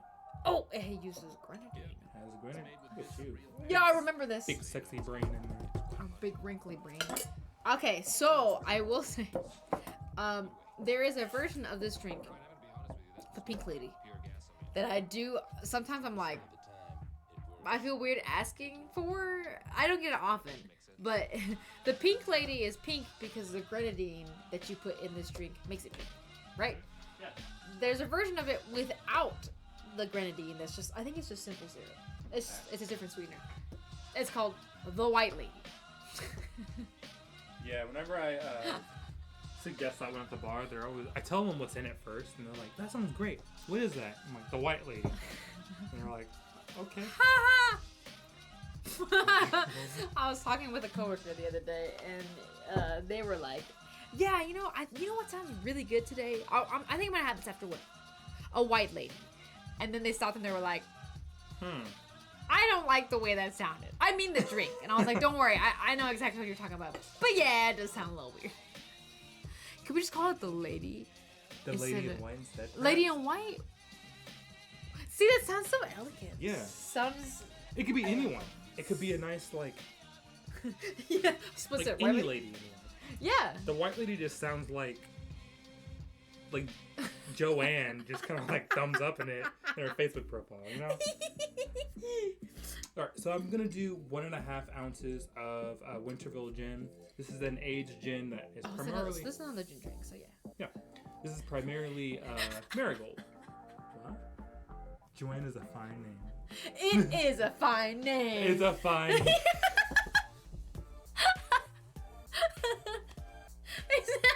I was like, ooh, you picked a spicy one here.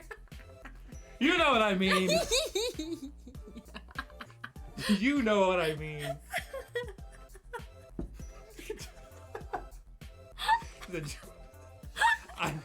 I never said that Joanne was a bad name at all. That wasn't even what I was alluding to.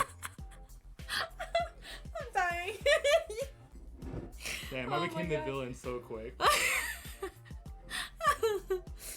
Anyway, so we're making a Pink Lady. Yes, 1.5 ounces of. Normally it's just regular gin. I used an aged gin. It has, Why? Why? Why do I use aged gin on this Yeah. one? I don't normally do it, but I just wanted just something a little different. I know we went with a regular unaged gin before. This aged gin is gonna have a little bit more of a toasted quality about it. There's marigold in here as well, so it's a little warm and I don't know. It's not as zingy and herbal as a regular unaged gin. What? Are you still laughing at? What? Oh my god. Wallflower, why are you like this? Jeff said, no, you didn't. No, you didn't.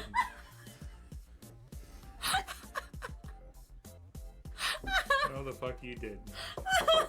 We got a fun crowd at the Speakeasy today. They're inebriated. We're having a good time. Got any egg whites? Yes, we do. We do. Okay, so then you're gonna add 3/4 ounce of lemon juice. Some people do go ahead and add an ounce. I don't, just because I like my. It's gonna sound weird. I like my cocktails smaller, just because the bigger a drink, the more it takes, the longer it takes to drink it, which means the longer the warming time on the drink is. Oh, if you're gonna let it So, sit, yeah. Yeah, I like my martinis really small. Give me like a 4-ounce martini any day. Okay. Some people go to like 5 ounces, sometimes 6-ounce martinis, and that's just one too much alcohol. Damn! For one drink. And 6 two, ounces? Yeah. it Shit! happens, Yeah. I couldn't help it. It's been stuck in my brain. I appreciated it. I thought it was funny. Oh, where's the grenadine? Oh, I see. I was like, somewhere in there. Okay. It's labeled lime.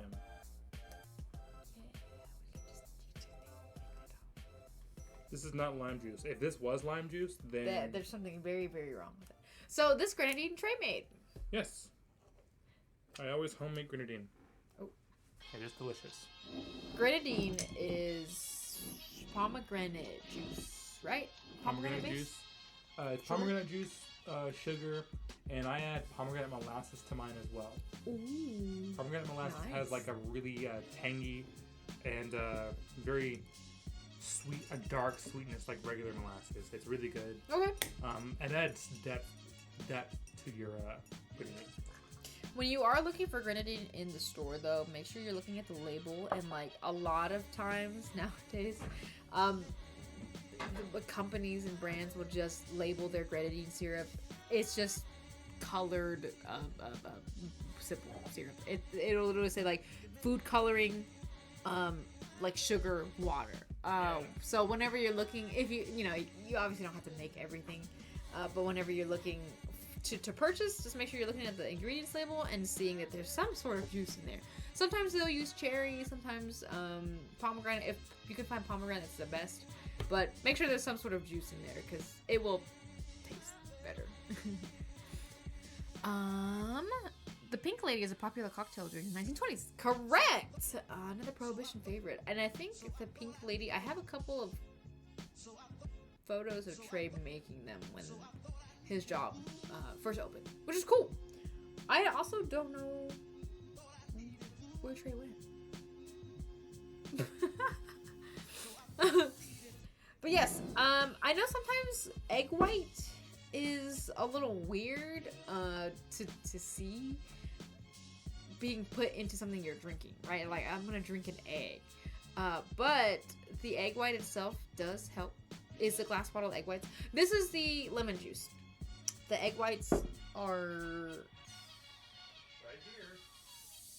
I had egg whites in this fridge. Oh, did you? I'm pretty sure I did, yeah. Oh, shit. Open it up. Pour this real quick. Egg whites.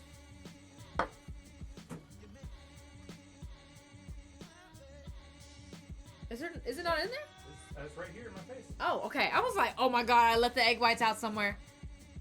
Can I count that towards my daily protein intake? I honestly feel like you can. I just don't know what the exact macros are for it. So this is just going to be, again, gin, grenadine, lemon juice, egg white. I'm going There's- to do what's called a dry shake. Oh god. Fuck. Oh my god, this thing is... She's juicing. You juicing. Give me that. Thank you. Did I get you a lot? A little bit. Just a little bit? Yeah. Be careful when you shake egg whites because they expand when there's no ice in there. And it can burst. Yeah, this dry shake turned into a wet shake. Everybody else got wet. Okay. So we're going to try that again. Make sure it's really sealed. Okay. Okay. Okay. Pressurize. Open slowly. Nice and foamy. Ah. So you want to macerate that egg white, get it nice and foamy. Tilt it a little bit more. There you go. Okay. Nice and foamy. Now Okay. we're going to add ice. Now, adding ice to it makes it a wet shake, correct? Yes. I'm gonna try it. I'm just put it in. Okay. How much ice do you need? Let's do that much. Cool. Two And- handfuls of flavor, a handful of ice. Look at this! Look at this shake! You get the polite hand right here. You said. Well, I feel like this looks weird. Yeah, I kind of did. Sometimes like- people do the. I see the behind back sometimes, Yeah, back is good too, you know. but I feel like front feels very. Lol, try different hand placements. You said. And we're just gonna pour this into a nice, dainty coupe. Ooh, nice. And bang. bing, bong, boom, bong, bing, bong, bang. Now this is garnished with anything? No garnish, right? I usually do a garnish. So I like to grab a little bit of Peychaud's bitters. Peychaud. Again, that really red It's bitter red. that we use inside of the Sazerac. It's red. And I... Right? Yeah. Winterville. And I like to... Why is it not pink? Right now it's not pink because it's shaken up quite a bit right now. Once it's settled, you'll see the pink kind of come through a lot more. So if we let it sit for a minute, you'll see it turn pink. Plus, this camera sucks. Yes. I'll take a picture of it and I'll post it on the Discord so you guys can see. Yeah. Because it is pink, but it's... Yeah, it's actually turning pink pretty much right now, but it's weird. It's pink here. It looks yellow on the camera. Kind of. You can kind of see it going there, though. There's 3.6 grams of protein in one raw egg white per Google. So you could possibly... So I'm going to do a little drop of Peychaud's. The beige lady. 1, 2, and drippy drop 3. Okay. That's 3 drops. 3 drops of Peychaud's on top, 3 drops of Patriots on top. It rhymes. and then we're gonna do. Lurking and twerking. Thanks for lurking, Fisty. Hope the racing is going well. Look at that, beautiful. Oh, so pretty! And I don't know if you guys can see this, but now it's pink. Take the... Can we slide it over that direction? Actually, we're just gonna slide it this way. That's right there. Yeah, take that.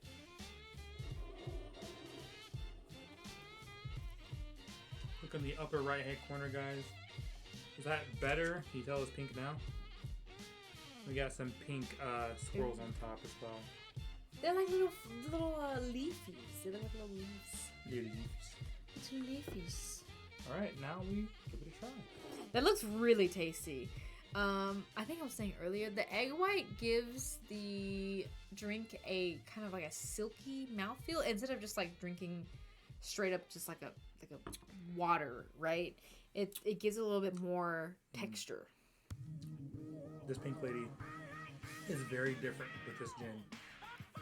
It's drier.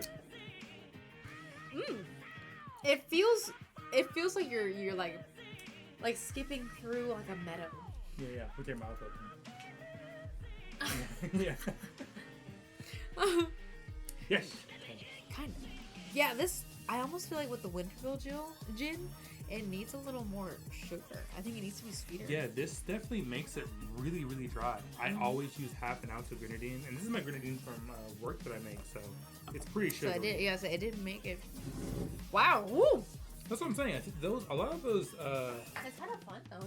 prohibition style drinks, there's such few ingredients that one change out, you can taste a ton of difference. I feel like that also kind of, at least nowadays, that also places importance on like what the quality of drink that goes into, or the quality of ingredient that goes into the drink. Like this is only 3 ingredients.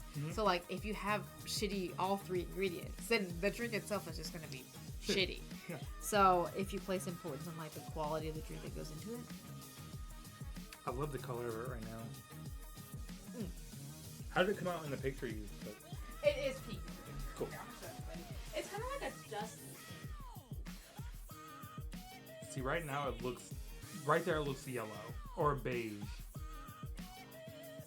Is there a way to?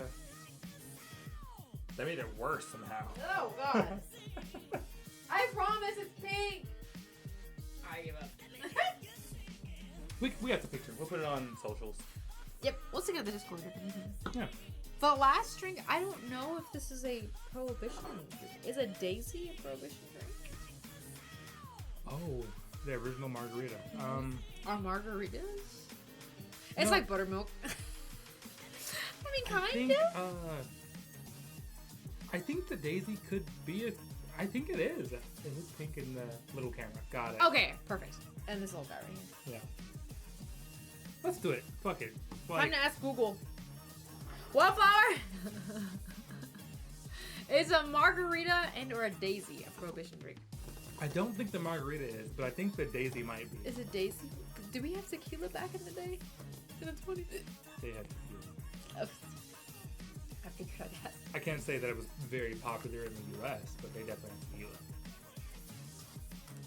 I think there's something made with lime juice that is. Let's see it on the small camera. Okay, they want to see it on the small camera again. Yeah, it looks pink. It right looks here. a You can lot better definitely see there. that it's pink. Yeah. Google says says yes, yes. that Daisy is a. Okay. Nice. I think, yeah, because I want to make something with the lime juice. So it's the classic Daisy then. Alright, let me watch this. Daisy, what is the difference between Daisy and margarita? Yeah, the difference between a Daisy and a margarita is, so, fun fact, the name Daisy and margarita are the same. Daisy, or margarita, is just Daisy in Spanish. So when you order a margarita, you're saying, can I get a Daisy, essentially. But the cocktail named English Daisy is tequila, triple sec, and lime juice. So it doesn't have the added agave syrup or simple syrup that a margarita would have. So it's a little bit more tart. You can taste the tequila a lot more.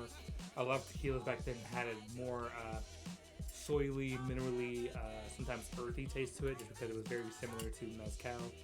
But yeah, that's a little difference.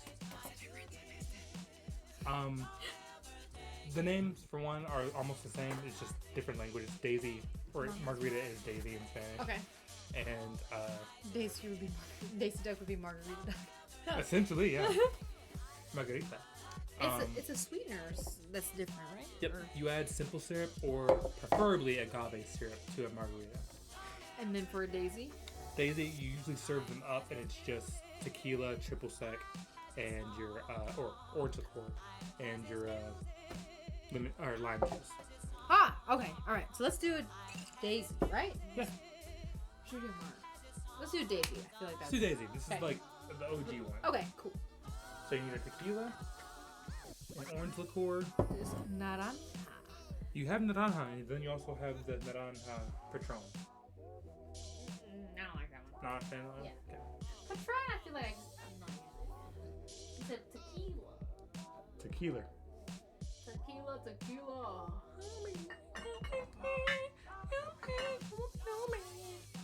How much do I need?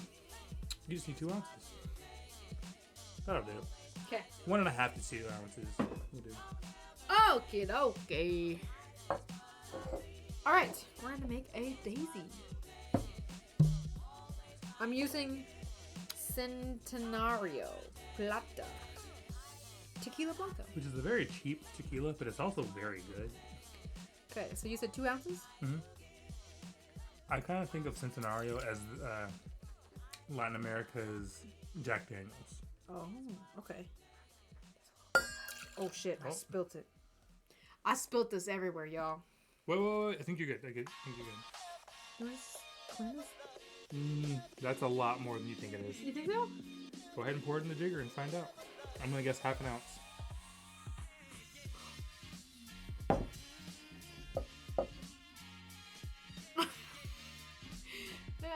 Wildflower said, oopsie daisies. Well, this is on the house. This is not on the house. This is in me. Oh, wait. Sip, bitch. There you go. I didn't get to join you because I had a mouthful. Oh. Sip, Sip, bitch. Alright, empty bottle. We have a thing, a little tradition on the channel. If we empty a bottle on stream, we turn the bottle upside down, tap it on the table, and say, sip, bitch. Okay, I have tequila. I need lime. You mean oopsie margarita. How much lime? 1? Half? Yeah, let's do 1. I like these tart. Now, this will be tart, just because there's no sugar in this outside of the sugar in the tequila and the triple sec. How much triple sec? Half? Frankly, I think it's mostly half, but I would go 3. I guess you could always add more. 3/4? Let's do half. Oh, okay. And then let's give it a quick taste before we send. I said send like I'm about to serve it to a customer. It's me. I'm the customer.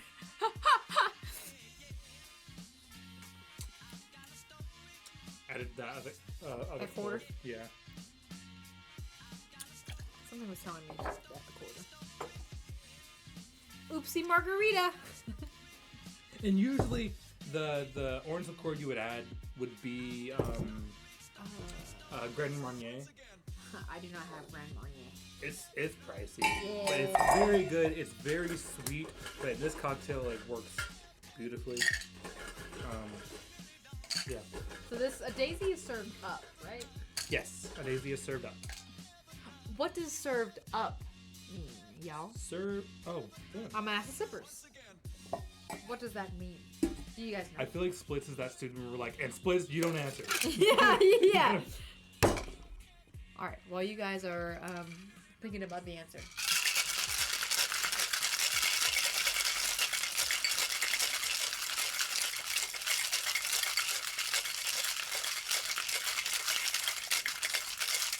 Okay, I feel like that's cold. Oh, she's cold. She cold. There we go. Chili. What's the question? What does serving a drink up mean? Yeah, do that one. Yeah. Let me do. Oh God, sorry if you guys hear an Ashley Home Furniture ad. We do not have YouTube Does this need Red. to be double strained or just a regular? It's up to you. I'll just do regular. Can we swap over? Can we what? Swap over. I want to see. I want to see myself. I want to see myself. Split said no ice, and Luna Rose said wrong answers only. Served up. When a drink is served up, what does that mean? Wrong answers only. You must serve it on a plane. Or at least you have to serve Oh look, it I got a double. Look at you. Oh closed. shit. So the reason it's pouring 2 streams is you have the gate completely closed. There. Oh, look, it fits in this, y'all. Measured it right, babe. Thank you, babe. Okay. And then we're gonna take a picture. Take a picture. It's when you balance the drink on top of your head to serve it. Yep, exactly. They serve it on their head. They literally say the same thing at the same time.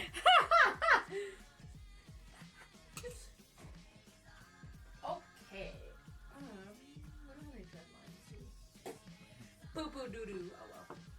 Say cheese. Okay. And to end the night here at the BLT Speakeasy, give me 1 margarita. Give me 2 margaritas. Here, Joe, we can have 3 together. We gotta start off with the 1 first, though. Yeah. A daisy. A whittle daisy. Oh, but to answer the actual question, serving a drink up means you serve it without ice and in a non-rocks glass, so usually a martini glass, a coupe, Nick and Nora, that kind of thing. Mm-hmm. I feel like I know the song that you're referencing, Joe. I said what I said. Splits. I'm pretty sure I know the song. I know the Margaret. That's a daisy. Yep. This is tasty. Super tart. Very agave-y. Oh, do's and don'ts. Okay, let me do another. What's a do? A do? Yeah. Saying the words, and this is kind of like, this is more for the patron's benefit than the bartender. I mean, it's both, but like, you will make your bartender so happy, and in turn, they may give you some extra stuff, some extra love on the side, you know. Never expect extra things. Never expect it, but you know, treating your bartender nice leads to good outcomes. If your bartender is busy, the words "and take your time," in quotations, "and take your time," And you actually meaning it. yeah. And if you look at them in the eye and say like, "and really take your time," those 4 words "and take your time" is just magic to our ears.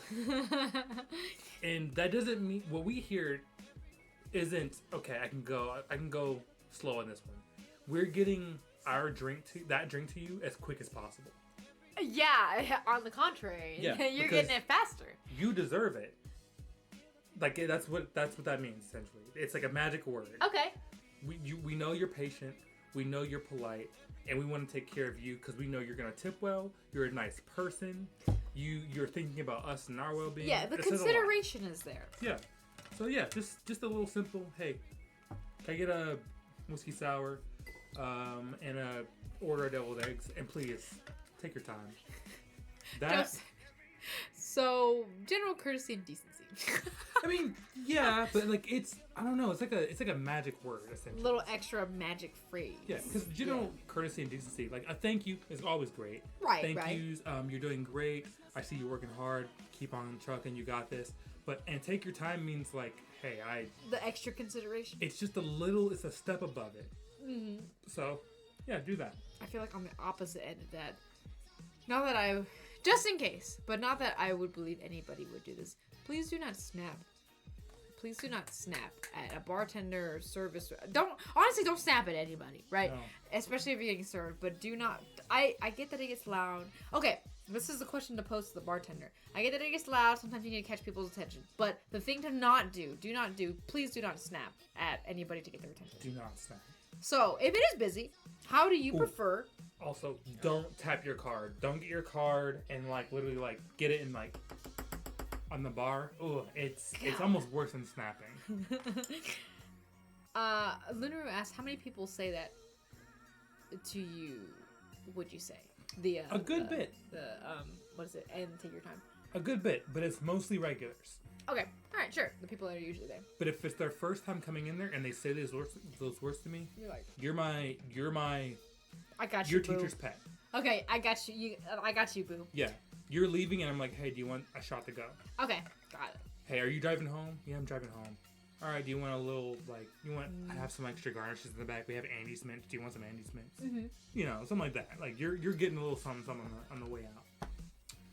Exactly. We had to say no stuff.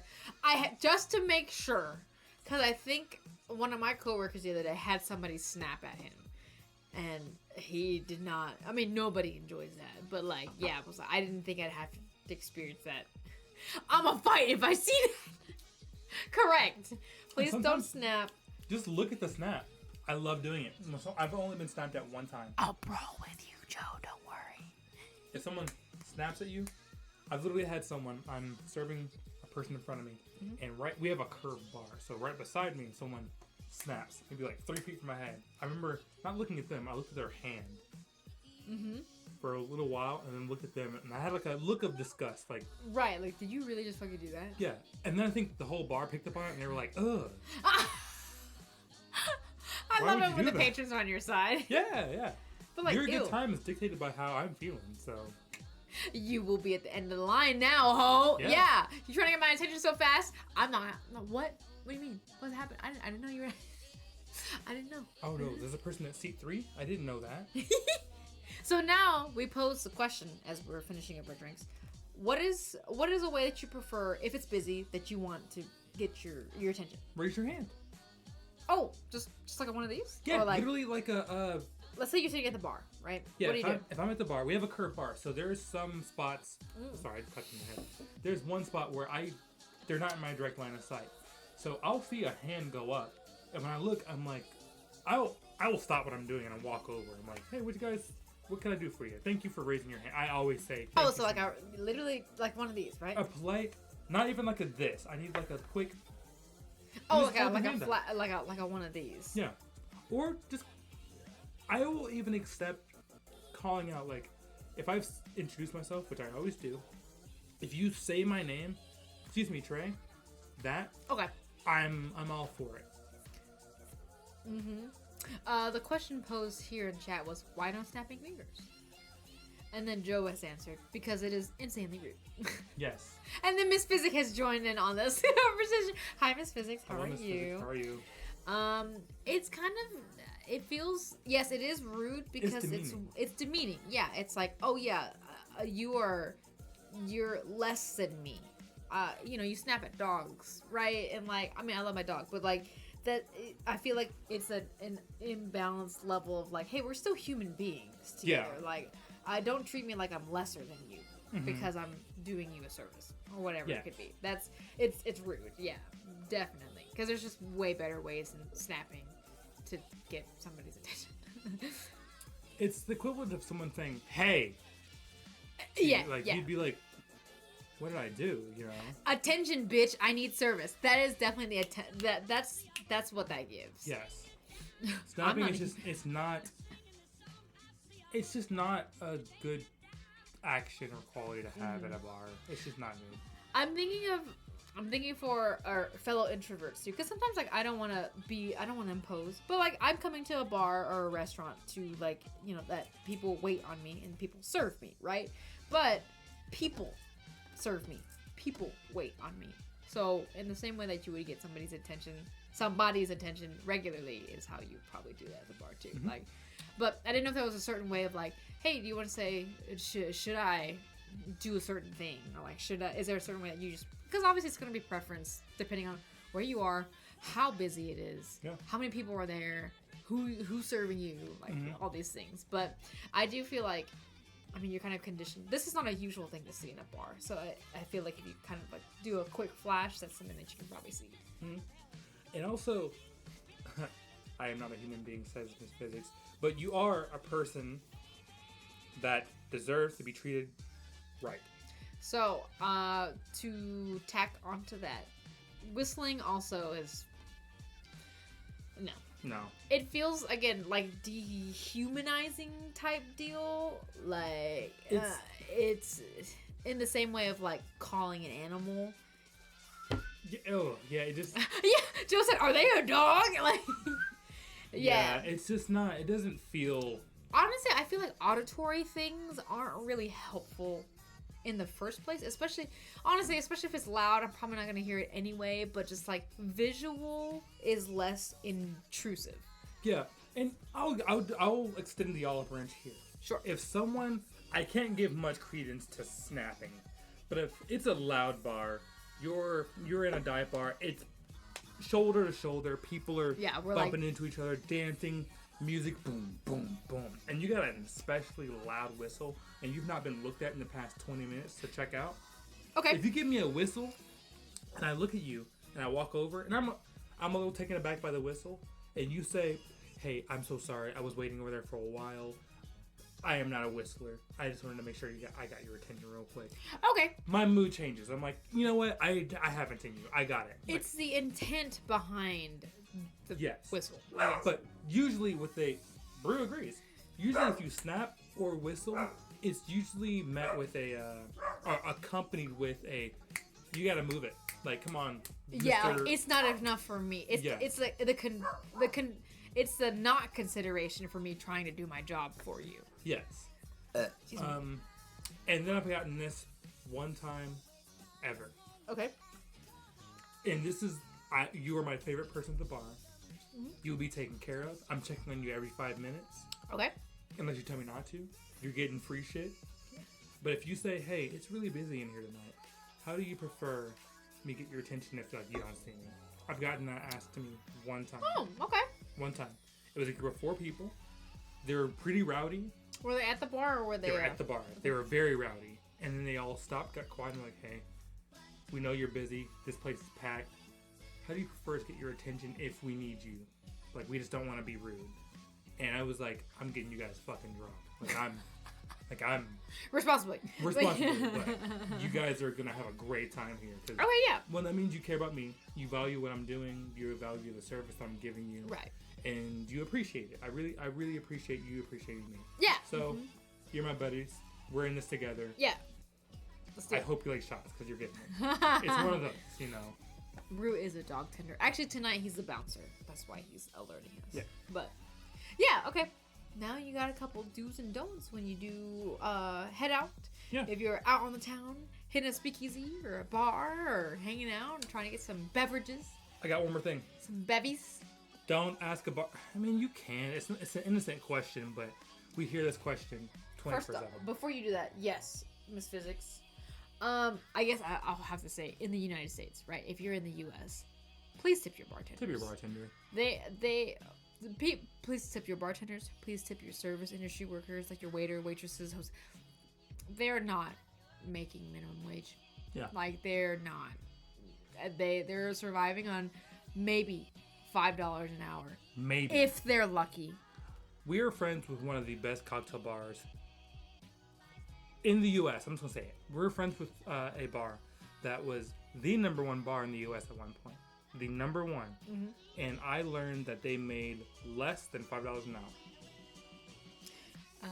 Splits, yes. Miss Physics. So, yeah. Yo! It's Turtis! What's up, What up, Turtis? Turtis? Welcome in. You're not late at all. No, not at all. Welcome Pull in. up a seat. Here, have my daisy.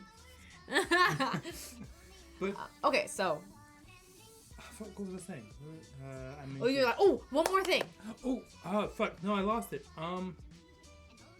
We were talking about, this person did this.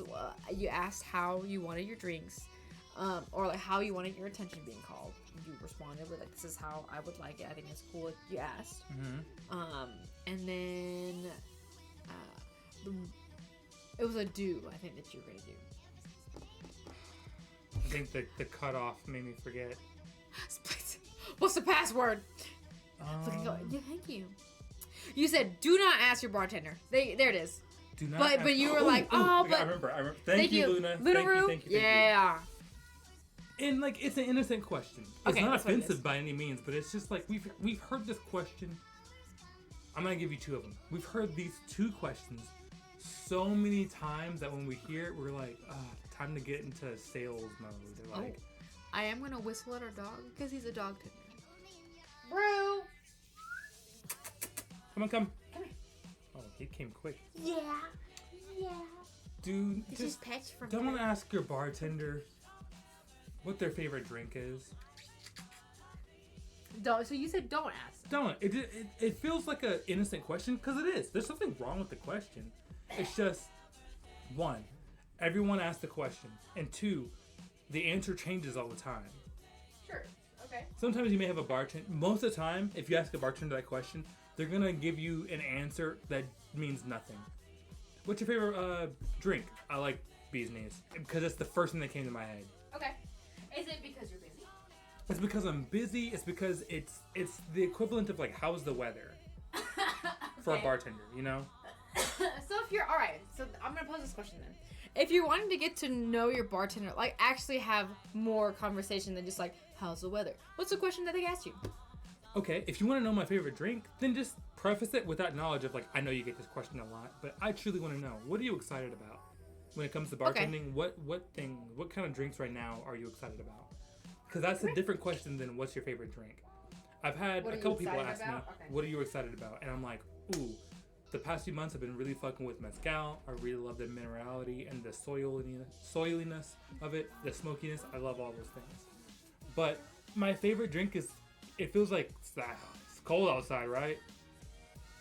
Yeah, we know it's cold outside. We both agree. Like, we don't need this awkward filler space. And then the other question was, How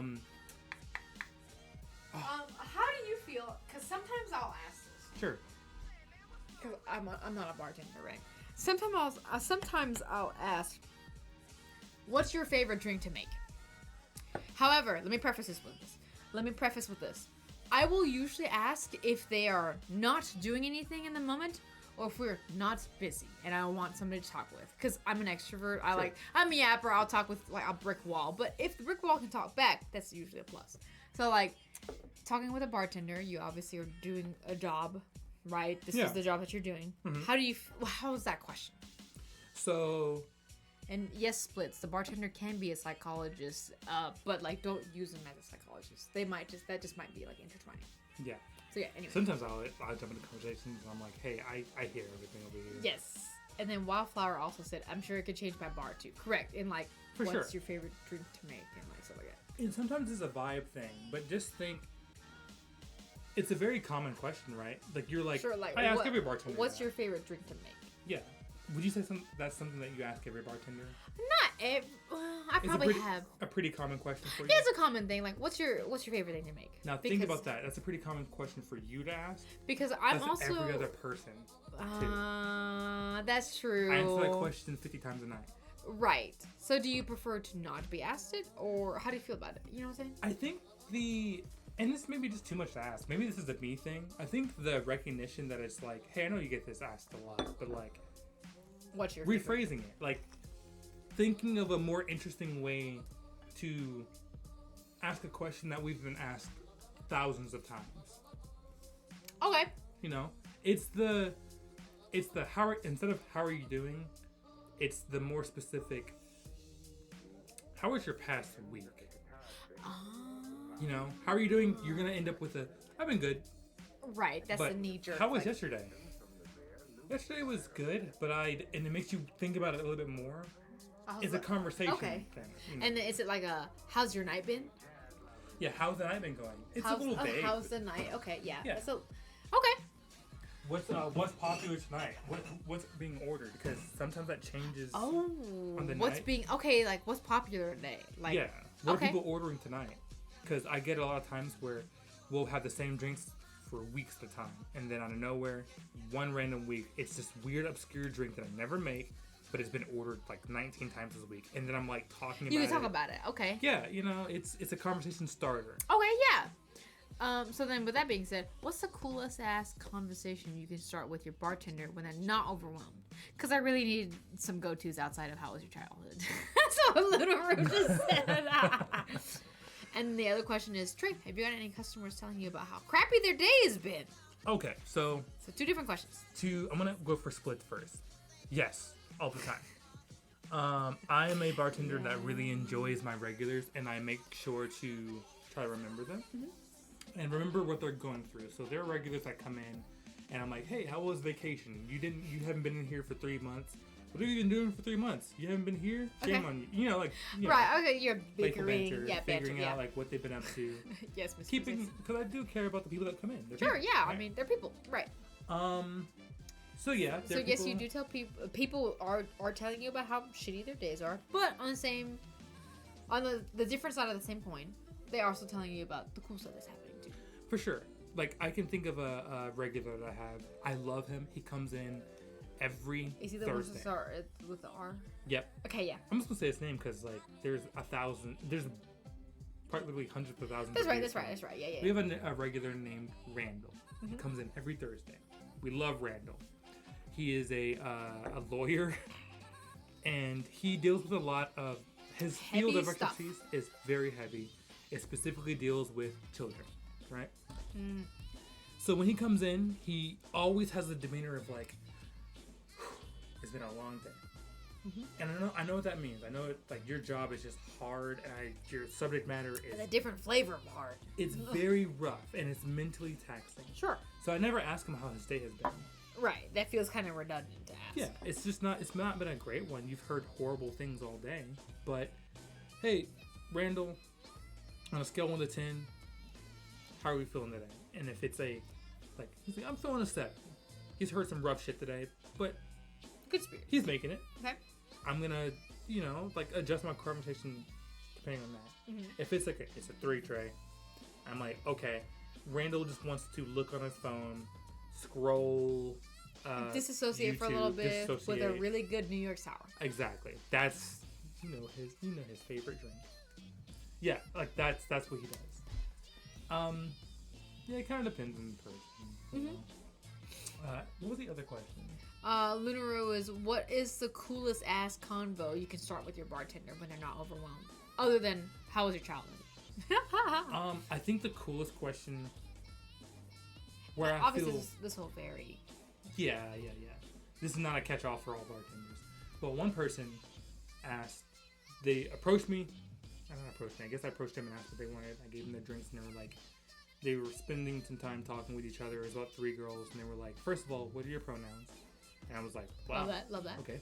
Love that openness and that concern, I guess. Love that. Consideration. Consideration, that's the word. Love that, told them. And they're like, all right, cool. how do you feel about being asked about dating stuff? And I was like, I'm totally open. And I was like, awesome. You're asking consent for the conversation. That's really cool. Okay, yeah. And they were like, all right, cool. Our friend here is going through some boy drama and stuff like that. Would you care to speak on that a little bit? Splits literally just asked the question. Anybody telling you they're going through a breakup or anything like that? Well, that's It's crazy. literally That's, that. yeah. And I love- love it because it's like you're It's- asking permission. You're to not bring just like me in. trauma dumping or Yeah. like just like it's the consensual like, hey, there is stuff I want to talk about. You cool with it right now? Yeah, If you are, cool. All right, here's what it is. exactly. Because I've had to tell customers like, I'm not sure. Today's one of those wild days where it's a really rough one, and then they're like, oh no, I get it, and then they're like, let's go to this really lighthearted topic.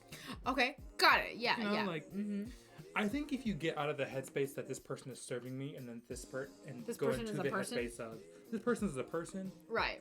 and they have their own needs and wants and likes and dislikes. Let me just see where they are. If you're a great conversationalist in that regard, then you'll make best friends with the bartender. It's the how they hate their boss and their job.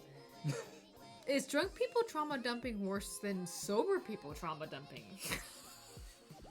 I would say no. It's not worse. You think No, I think drunk people trauma dumping. it's easier to navigate? Because all you really have to do is I mean, kind of like nod your head. You're not a yeah. therapist, so like, Yeah. you're a bartender. Yeah, they're kind of just getting the thoughts out. But when it comes to sober people, you have to give a response. They're taking in everything. Yeah. So you gotta. You can't just like throw out a random like, yeah, that's crazy. Oh man, that's crazy, bro. Yeah. Little Rude, to answer your question, I think this has been received really well from the cool ass conversation starters. So I do raise a little bit of anxiety because I'll start off with like, hey, can I ask you a question? That is definitely, I feel like I should reword that because that's definitely one of those like, what the fuck is this person about to say to me? Especially if I don't know them, right? But your favorite type of potato and why has been received well from bartenders. Because it's a topic outside of their profession. Right. It's really innocent and it's very opinionated. Yes, the fact that it hits all three of those, Yeah. because for the most part, I think because potatoes are gluten free, it hits the vegetarian. Like if you're vegetarian or vegan, you can still have potatoes, but also if you eat meat, you eat potatoes. And like I feel like potatoes are one of those forms of like food that everybody can kind of agree on. If you don't, you have a reason why as well. Yeah. So that's been my go-to recently. Chit-chatting with like our friends and stuff at bartender friends. Like, hey, tell me your favorite potato and why. Wallflower, you're totally correct. Drunk people aren't really looking for intensive feedback. Correct. And that's true. They're looking for a yes man, which is fine. I think everyone Sometimes in you their need it. lifetime needs a yes man. But you don't have to work hard to be a yes man. Yeah. When they're When they're drunk, yeah. wine sessions would be nice ones. So, I bet to like loosen up a little bit. You know what I'm saying? I don't know. Like I think when you ask those kind of questions that hit three, Well, like the potato ones. yeah, the potato ones, Like, it's give something me your that favorite potato and tell me why. we hear the same question so often. Just don't. Oh man, this is not a bad question at all. It's just we hear it all the time, and it's what the hell are we supposed to say to this question? If you sit down at the bar, Okay. you open the menu, and you look at it for all of 10 seconds, you close it and say, "What's good here?" Got it. We're not gonna say like, "Oh, this is shit." Some bartenders will tell you like, "This is not a good cocktail," but if they're the drink coordinator or the person that made everything, like me, I've made almost everything on that menu. Right. I'm like, I don't want to say all of it because it sounds pretentious. And then also two, you didn't think about it. It sounds like you didn't think about it. Yeah. I'm gonna put that in quotes. I genuinely don't have an answer, so I'm like, what are you in the mood for? It makes me have to work a little bit harder. Right. Instead of like you having to think about what you want already, so that you can come with the parameters of what you're looking for. Yeah. I think it'd be easier. Or correct me if I'm wrong. Like, all right, menu's overwhelming. Close book. I don't really know what to get, but I do want something with lemon in it that's bright. What do you recommend? If you said that, you're my favorite person. Okay, versus like, My ears perk up immediately, and I'm like, ooh, okay, let's. Why lemon? Let's go for that. When you Okay. say lemon, do you mean like the tartness or like the fruitiness? Are you talking about like sour lemon or like lemon tart where it's kind of sweet? because I will give you, right, I'm going to come from a patron point of view. Okay. I will give you I want to be considerate of the bartender. Like, Their I'm time, I truly get being that. like, and like your opinion though. Like, Yeah, sure. I don't want to put you in a box. That's why I'm like, yeah, what do you recommend? Sure. Right? But on the flip side of the same coin, yeah, I'm busy. I'm like, a couple tickets in, and just like, they need something to go off of. Yeah. Like, especially if you're a stranger, because you never know. You never know if this person's truly gonna be like, yeah, I'm cool with whatever, or actually looking for something, and then they don't verbalize what they want.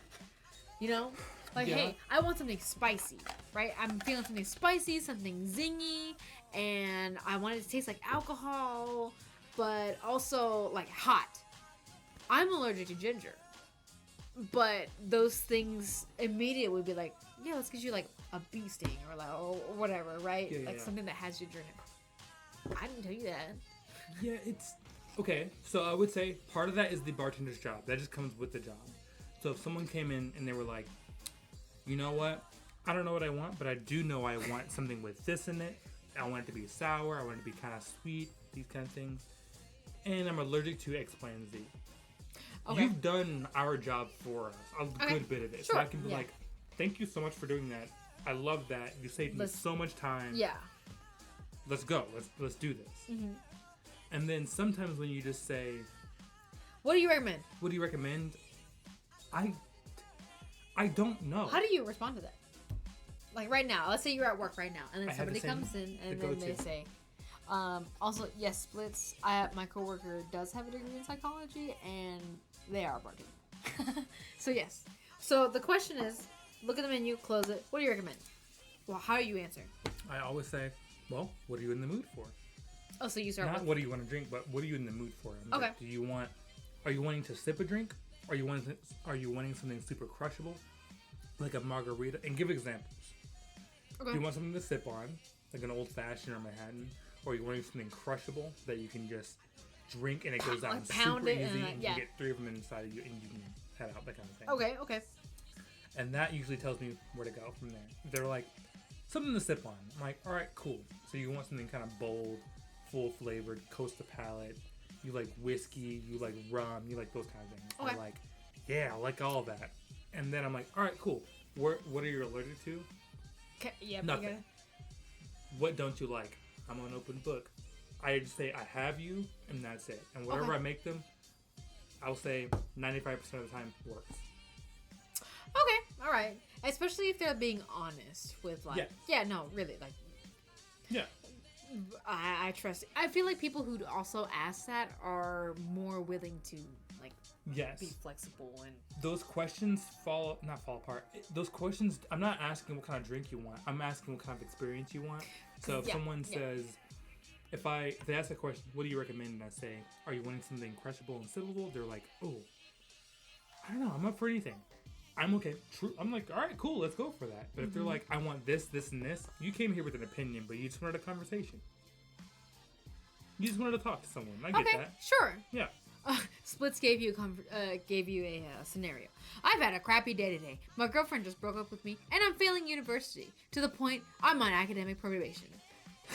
I'd be like, you know what? It sounds like you need a good conversation and a drink. So things like aren't going your way. So I'm gonna ask you what you want. Okay. You want Yeah. to pass. You want a girlfriend. You want all those things, but those things aren't possible right now. I can't give you a girlfriend. I can't get you to pass like university. But I can get you a good drink. What are you feeling? Okay. Okay. Yeah. You just put it back on them, and they're like, you know what? This is what I want. Okay. Yeah. You know, like Mm-hmm. give them the autonomy. You know, and they'll take it and run with it. Mm-hmm. Miss Physics said, if somebody asked me that at work, I had to call someone. Like, what do you want to drink? But Lunaru said, I feel like the purpose of the menu is to give consumers drink recommendations. Well, like, correct. Yeah. And as the Your sandwich, your way. Subway. Yo, it's Callie. What's up? What up, Cal? Hi. How was your triathlon? Did you swim and bike and run your ass off? I'm sure you have. Like the The super badass you are. What was I gonna say? Drink menus. Now this is where I'm not gonna call it expertise, but that's where my job comes in as somebody who's helping out with social media and marketing and print material. I feel like that has to be the menu has to be presented in a way that is going to be digestible for consumer. If your menu is too long, if your menu is too monotonous, if your menu is hard to read, if your menu is, there's all these things that get accounted into that, that will also affect a customer being like, I don't want to read this, let me talk to the bartender. Yes. That's a part of the menu as well. But I do agree at a very baseline level, like, yeah, the menu should probably, I think it's easier to answer the question of like, all right, I'm thinking between this margarita or this martini. What have you been serving tonight? Great question. Versus like, I've been thinking between margarita and martini. I'm like thinking of two things. I can work with them. Yeah. Give me Versus two options. I don't know what I want. What do you recommend? Like it's easier to answer that. You know what I'm saying?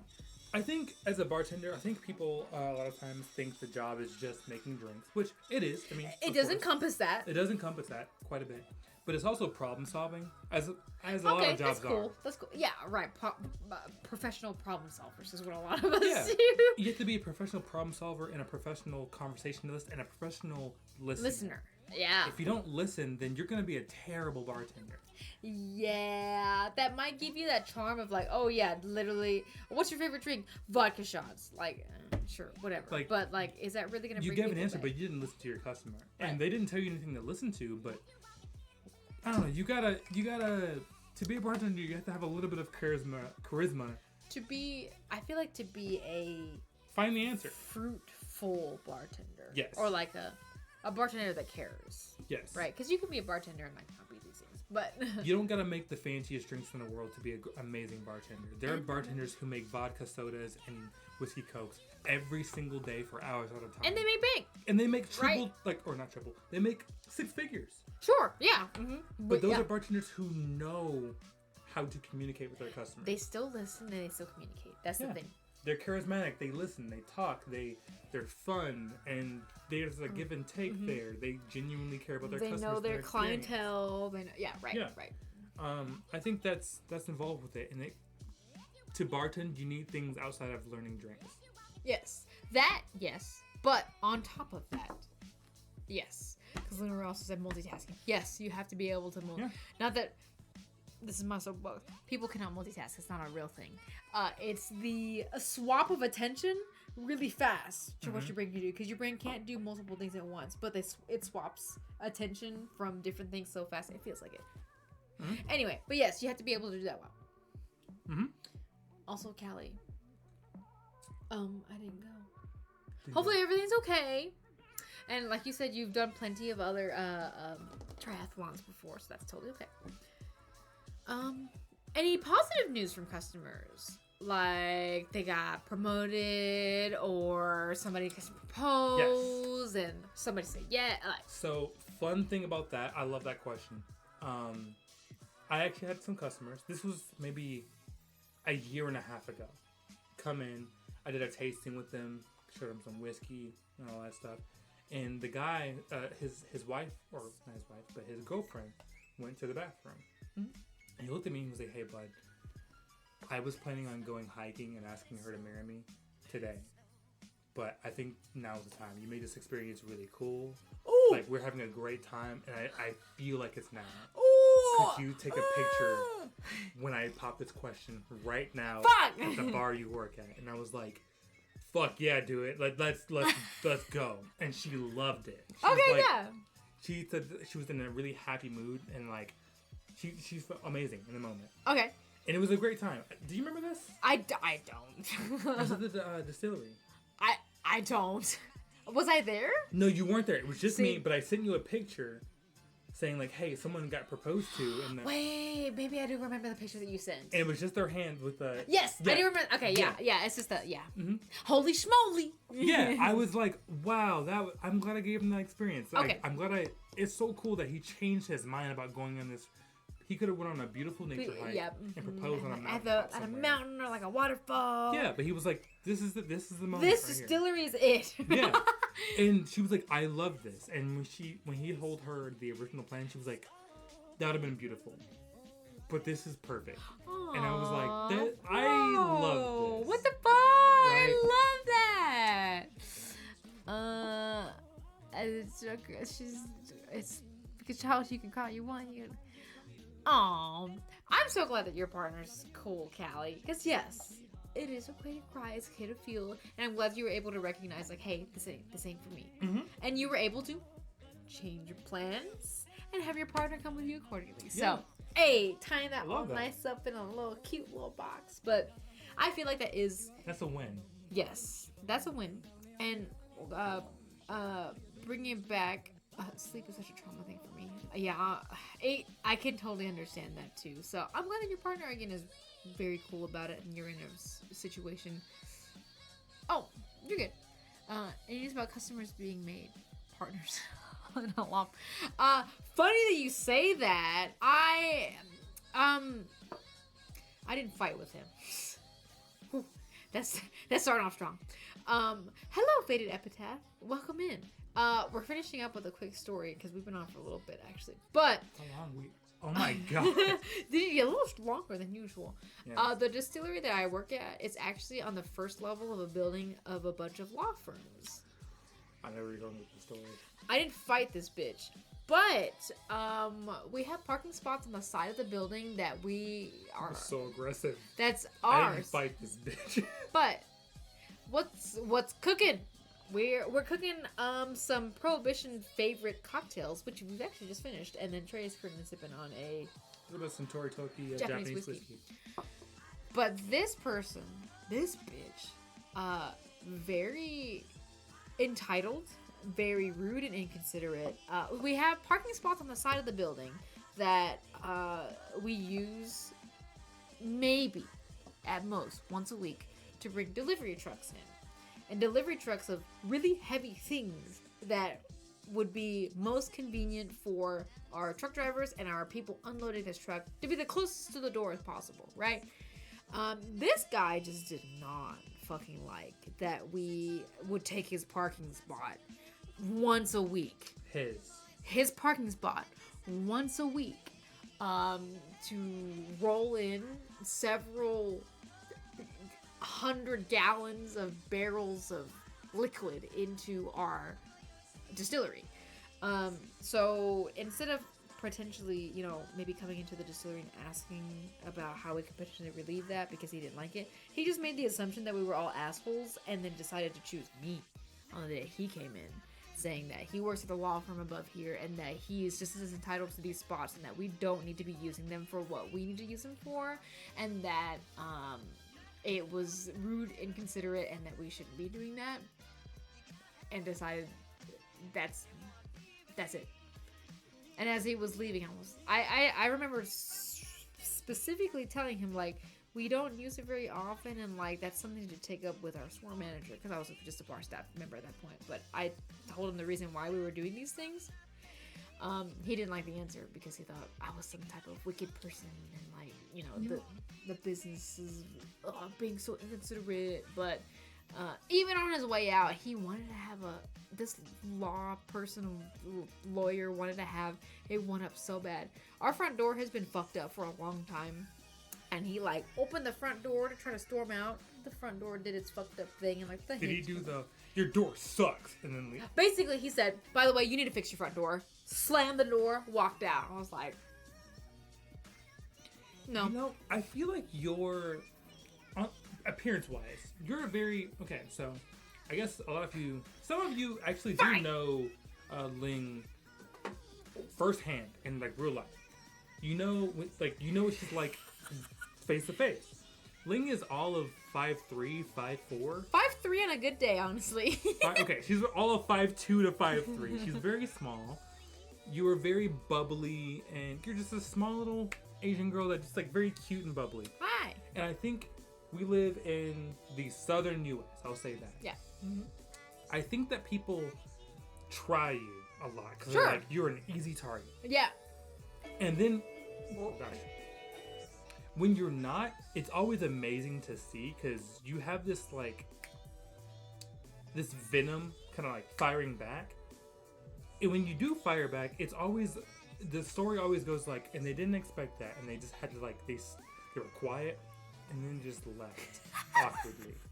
Well, think of the switch. Correct. Venom. Correct. Yes. Yeah. It's like you can't argue against me. Yeah. And I also, it's been practice as well. I thought I used to be a fighter, right? Fight, flight, freeze. Sometimes I freeze, but if anything, I actually fight. Especially if I feel like somebody's looking down at me. That's one of my triggers. Is immediately like, no. Even more than that, though, is other people, and when you're in the vicinity, though. If you're fucking with me, right? Fine, whatever, right? I'll okay, that's me. She'll defend herself. If you're fucking with people that matter to me most, you chose incorrectly. I'm just gonna let you know that, and I'm gonna keep it at that. And like, I'm gonna bring up this story before we head off. I'm gonna think of this story. So, I will say maybe 2 years ago. Would you say so? Sure. Yeah. So we are walking in a store, our favorite store, Aldi. Aldi. We're going to Aldi, and as you guys can see, my hair is in twists. I don't know how in the year 2025 you look at someone and think, wow, that's a hairstyle I've just never seen before. I'm gonna touch it. I'm gonna touch their hair. So me, my wife Ling, and my mother get out of the car. We're walking to the double doors of Aldi, and as we're walking across the street, I see feet. Like, I'm looking down at my phone. Feet enter my peripheral vision. And I look up, and there's an old woman reaching at my neck. And to which I stop, freeze, and move back, and I'm like, and that's all I can get out. It's just like, what's happening? And she was like, oh, I just really wanted to touch your hair. I've never seen, met, perceived this woman ever in my life. I've never seen this woman. And I'm so taken aback by, I've never had the urge to touch someone else's hair. It's just not something that has ever occurred to me. Out of nowhere, I'm stunned. Ling literally materializes in between me and this old woman. You She's like, and this old woman and your mom and my immediately. mom. And first off, I want to go ahead and extend a thank you to my therapist, because thank you, Jessica, for allowing me to realize my potential in being a human being and standing up for my fucking self and the people that I care about, right? The appropriate time to snap, by the way. Yes, claps, snaps. Not getting your bubble for hair. We love Jessica. Yes, we love Jessica. We love Jessica. But I literally, the shock that both your mom and you felt made it worse. It made it better, but it made it worse because, like, oh, this gives me even more permission to be like, ma'am, this is going to be a teaching moment for you, Miss Lady, whoever you are. But if you're not going to talk to these people, you're going to talk to me. And it was a very unique, it was a very interesting experience because I'm just going to go into it. I mean, like, as a black person living in the southern U.S., like, I have to deal with some bullshit every once in a while. But where we live, it's a very... Y'all are so good. It's not as bad as some areas where we live. And this was just a situation where I was like, wow, why are you... Sometimes it's like, there's no way this is happening. There's no way this like, is there's happening no way right this is now. happening. I was This speechless. woman literally was like, all right, if you're walking this way, right? She said this, right? She went to do this. I saw a hand going towards my neck and I was like, whoa. Because I stepped in immediately. I said, no. And then I didn't say anything because I was You didn't say anything. taken Your mom aback by didn't the say fact anything. that my One. little tiny Asian wife, all of 5'2", said, No. out of nowhere. I said, no, you don't do that. And I immediately resorted to like, I'm going to treat you like a child. You're going to be like a child. Yeah. What? You don't touch other people's hair. This woman was immediately uncomfortable. She was like, oh, haha, look. he. What did she say? I know exactly what she said because I remember I heard it and I was like, "That's a really fucked up." I don't think you didn't mean it fucked up. But it sounded that But way, man, and I'm that's gonna really make sure fucked that up. you know. She said, "Wow, Tuling. Wow, look, he doesn't want me to touch his hair." That's what it is. Like it wasn't my, like it wasn't my like.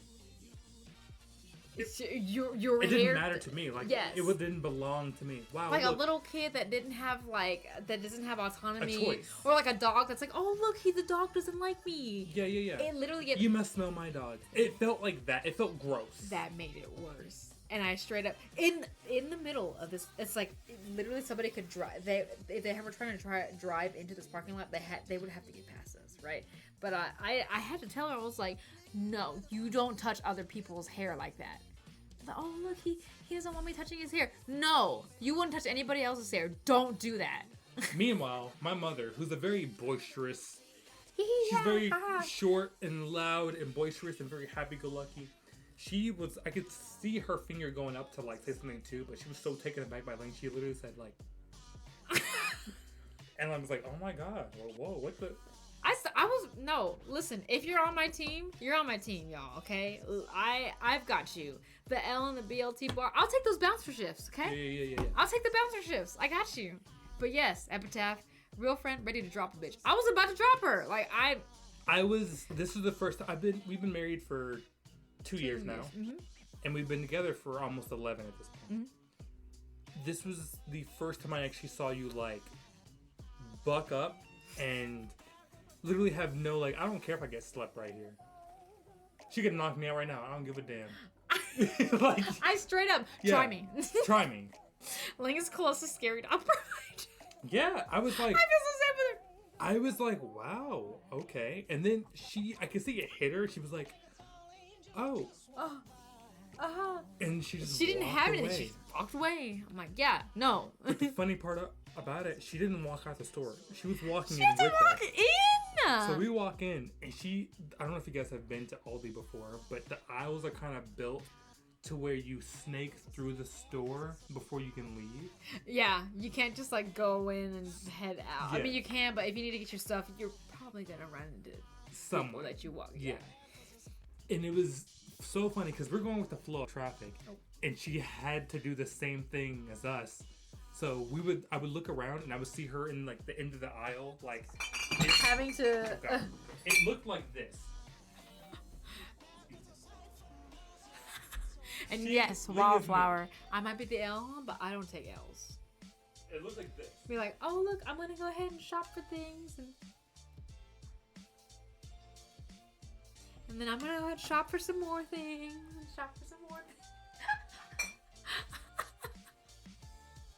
And then let me shop for some more things, and like maybe. It was so awkward. I'm like, lady, we see you. Just- You are perceived. It's too late. The emoji, the standing woman emoji. Yeah. She was trying so hard to shop normally, but she just couldn't because she felt so like mortified that she did that. Mm-hmm. Sit in the mortified. Understand that this is wrong. You made a mistake. Don't fucking do it again. Yeah. So yeah, that's what happened. And then a really quick short story after this. One So time I was working at the uncomfy, damn distillery, the one I used to work at, and a lady and her husband walked in. She walked right up to me and was like, "Oh my God, your hair is beautiful. Like, how long have you been growing it?" I was like, "Oh, for years." She was like, "Can I touch it?" And I was like, I remember pausing, and I was like, and what went through my head was, you know what? I can tell that she's from a small town. She's not experienced this hair texture before, I guess. You know what? Fine. And I said, you know what? Yeah, you can. But this is after like a good 7 seconds of silence. Right, this is a long time. 7 seconds is a long time. Let's do 7 seconds of silence.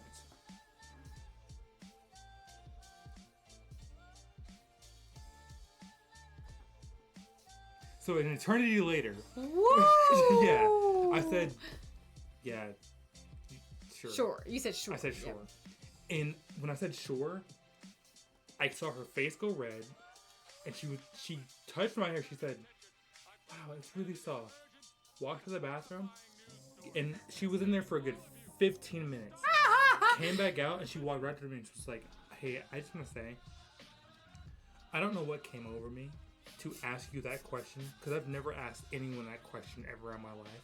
And I feel really uncomfortable. And I don't know why I asked them. It's really weird. She stopped me. She said, you're going to say it's fine because you're polite. It wasn't. And I'm just going to sit in this and just, it was really weird. Respect? Yeah. To her. And I was like, you know what? Hell yeah. Okay, you know what? Yeah. They left and maybe a month later came back and she was like, hey, how's it going? And I was like, I didn't recognize her. So I was like, hey, how's it going? But she looked kind of familiar. Yeah. She was like, oh, I hope your day's well. By the way, I was the one that was really awkward that asked to touch your hair a month ago. And I still feel uncomfortable now. And I was like, oh yeah, I remember you. We love an aware queen, honestly. Yeah. Her exact words were, yeah, I bet you, I thought you would. Anyway, we want to do a tasting. And that was it. We love an aware queen. Honestly, like life Luna lesson said, learned. Discomfort is sometimes how you have to learn. And the fact that this woman was literally very, very duality of human. The woman in all the parking lot was not willing to sit in the discomfort. But this woman in the distillery was. Yeah, she wore it on her. She got a tattoo on her sleeve. She didn't wear it on her sleeve. That shit was tattooed. It was there. It was a badge of dishonor. It was honor. So anyway, it is very interesting in our professions. We do run into a lot of different types of people and types of scenarios. So in the end, I feel like as long as we're all okay and well as well, and people are learning lessons and becoming more considerate of each other, it's always fun to have stories. Yeah. Consent is not just sexy. It is necessary. People. Correct. Yes. On another note, guys, thank you so much for joining us for this episode of Sunday Sippin'. We really appreciate it. Again, instead of doing a weekly schedule of Sunday Sippin', where we usually stream on Sundays, we're switching it up a little bit until things get a little bit more consistent and not as trying to be consistent with at least Sunday Sippin', because the past couple, honestly, the past probably half a year, we've been just kind of stabilizing what we do. Burnout is real. Taking care of yourself is also very real. So always make sure that you are putting your needs, you're taking care of your needs, taking care of yourself, because you can't give from an empty well. So consistently doing like more quality time Sunday Sippins instead of quantity time Sunday Sippins is what we're going to be shooting for. Yes. So in February, I'll make sure so my streams regularly, the Ling streams, which we kind of just like play game, do Legos or cook, whatever, just kind of dick around. Those I announce the day of. But for Sunday Sippins, I'll always announce several days before, so that everybody's kind of like prepared, and it'll be more of like an entertainment production type deal. So taste test, you'll get to see both of us and brew, and like we'll be actually at the bar. We want to shoot for more once a month at some point, a Sunday once a month. So sure.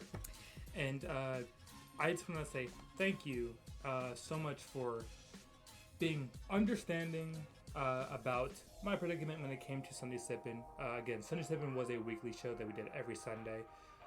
It was a show that, very much dealt with the concept of alcohol, but at the time I had 3 jobs that dealt with alcohol. I was the head bartender.